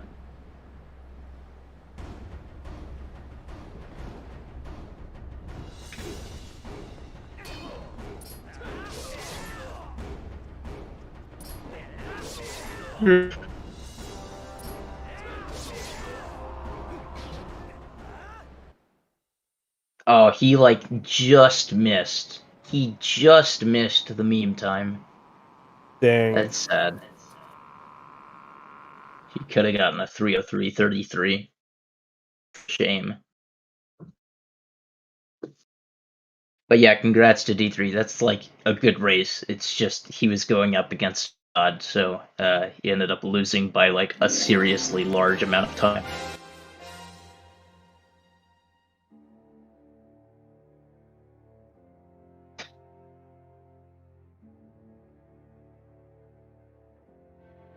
That's still a pretty decent run from D3 for the most part. 303, low 303s is pretty solid still. Apparently we got D3 in the waiting room. Hello. What's up? Hello, welcome, GG. Yo, thanks for GG's. Oh man, that was bad. I know. Yeah, I missed bit in the beginning. Yeah, 303, 34. Cool. Oh, that's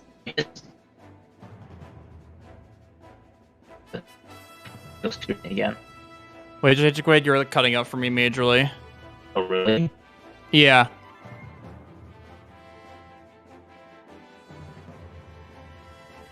Your late game was pretty clean, other than what AG. And, like, AG and Palace were bad. The time loss room in Palace.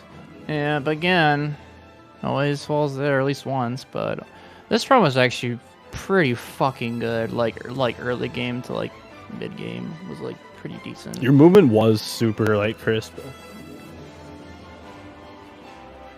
I'm just like as long as I gave a respectable performance to Audi, like I'm happy because I think I worked my ass off in this run. Yeah, no kidding. Like 256 is like, yeah. No. I have nothing really much to say other than you're obviously doing an amazing job and cranking out runs and yeah. Yeah, You 302 gotta- with a miss bit. Yeah, pretty much. You missed the very first bit. I mean, you can Yeah. retime it to be a 302 for your splits, since like technically you started That from is title true. screen again. Yeah, Oh, True. Sag. that's Like alright. a minute and something lost, but yeah. I mean, a 303 with that, like that's very very clean. I think this run could definitely sub 3. I really do. Like this run could definitely sub 3. Like I believe this route can easily sub 3 actually. So yeah, happy with my performance. Yeah. GG's to Audi. Did really well. After Yes, he missed after he missed EMS, I was like, oh shit. I might have time to catch up, but then I just sucked after that.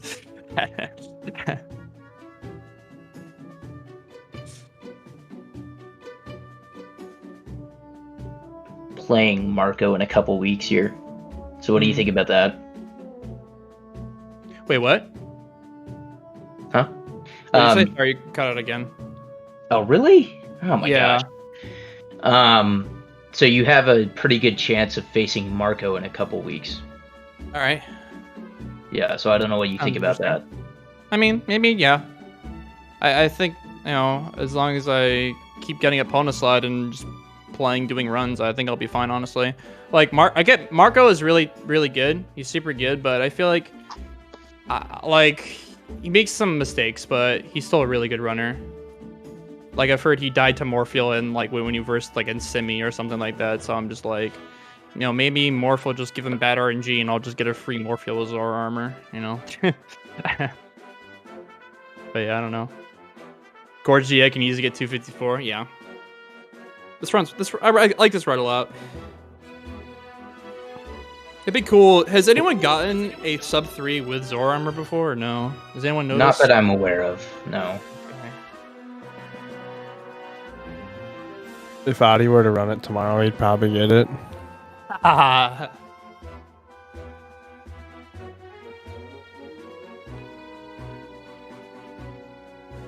Yeah, it would be cool for to make history to get sub 3 in a Zorma run.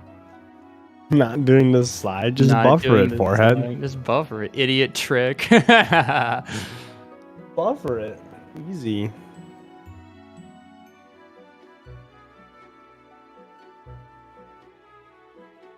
Exactly, it is the poggest of slides. Mm-hmm.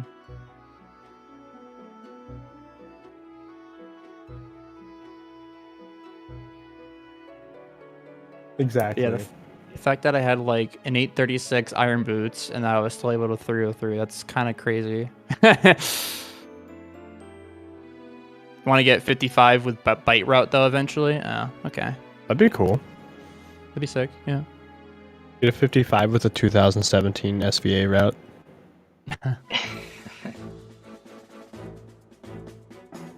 Kappa.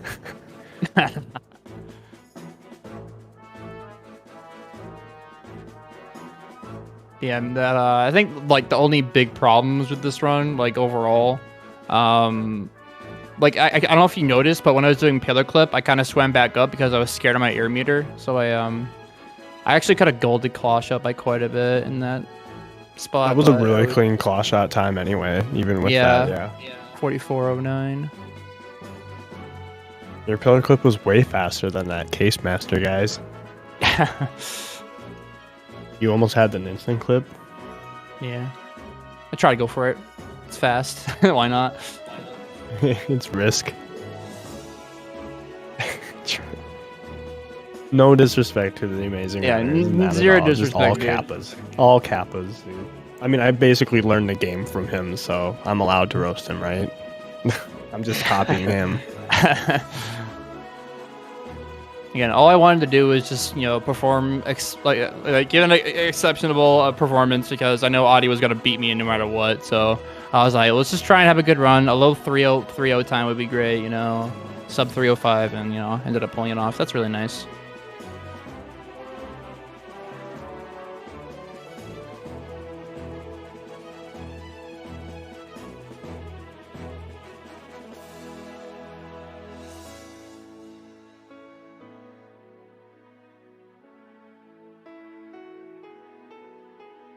Is there anything you could have done differently, other than not mess up?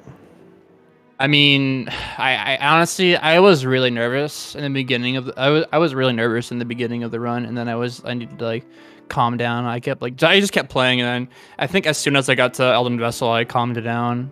Literally, for the first, literally the first splits up to Elden Vessel, I was always shaking, my hands were shaking constantly. I don't know why. In the wise words of Adi that helped me with my runs, it's just do it. Don't even think about it. It's if you mess up, who cares? You're getting to the end anyway, so. Yeah. I'm just honestly, I'm glad that I got all the good tricks, or not hard tricks first try, like Hugo and EMS. That was really nice. And also got Gorge, which was really nice as well. I'm happy we both got Gorge. Segment.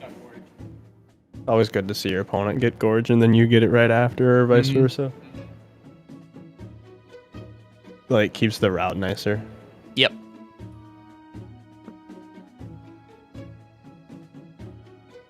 Oh man. Yeah, 128.52 more feel. Pretty nice. I'll take it. Yeah, 4 minutes behind at that point. Yeah. And then after that, you only lost another 2-ish minutes. Yeah, DSS was a jerk, and Palace probably. Yeah, your timing was a little bit off, sadly. Well, no, what happened was I started the minute charge early, so then I had less time to release it. I think that was the problem. Because it automatically releases after a certain amount of time, so yeah.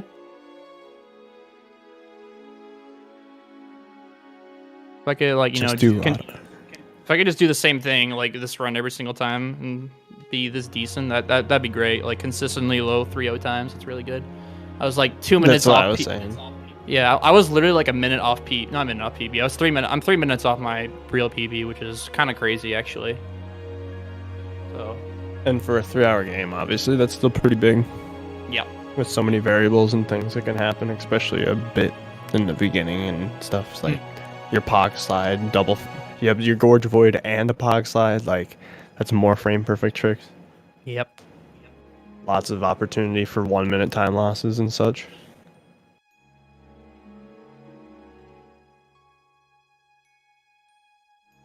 Add the Uku change and Lake Bed as well. That's more time save. I don't really care about the reroute, to be honest.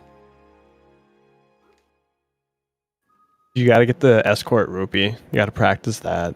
That's the only thing you got to practice, because that saves a save warp in Snow Peak. Yeah, basically. That's huge. Be great to learn that one.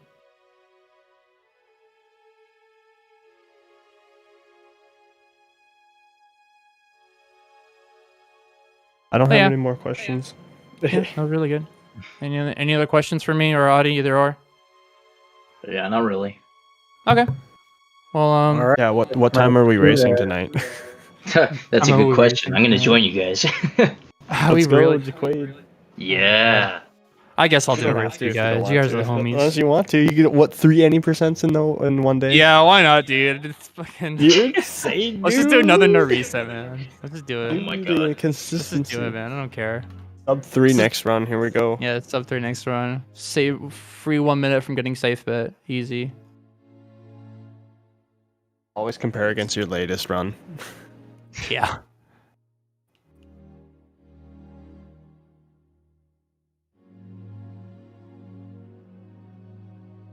All right, so now it's my time to take it away from you guys. Yep. All right. Cool. So the next Wolfdash tournament match is going to be this Friday at 7:30, but it's a twofer we got the real Sloth God and Bewildebeest on one end, Hog. and then you, Jaquad, versus Bruggles on the other end, and that'll be all on the same channel, so that'll be pretty fun. Ruggles versus Jaquay. That's gonna be Hog. pretty hype, actually. That sounds really close. Yeah, hopefully it'll be close.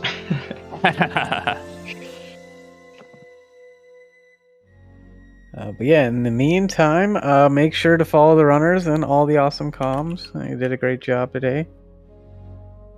Thank you very much. Shoutouts to Wicked Liger Yeah, thanks. as well, our other commentator for a while. Yep.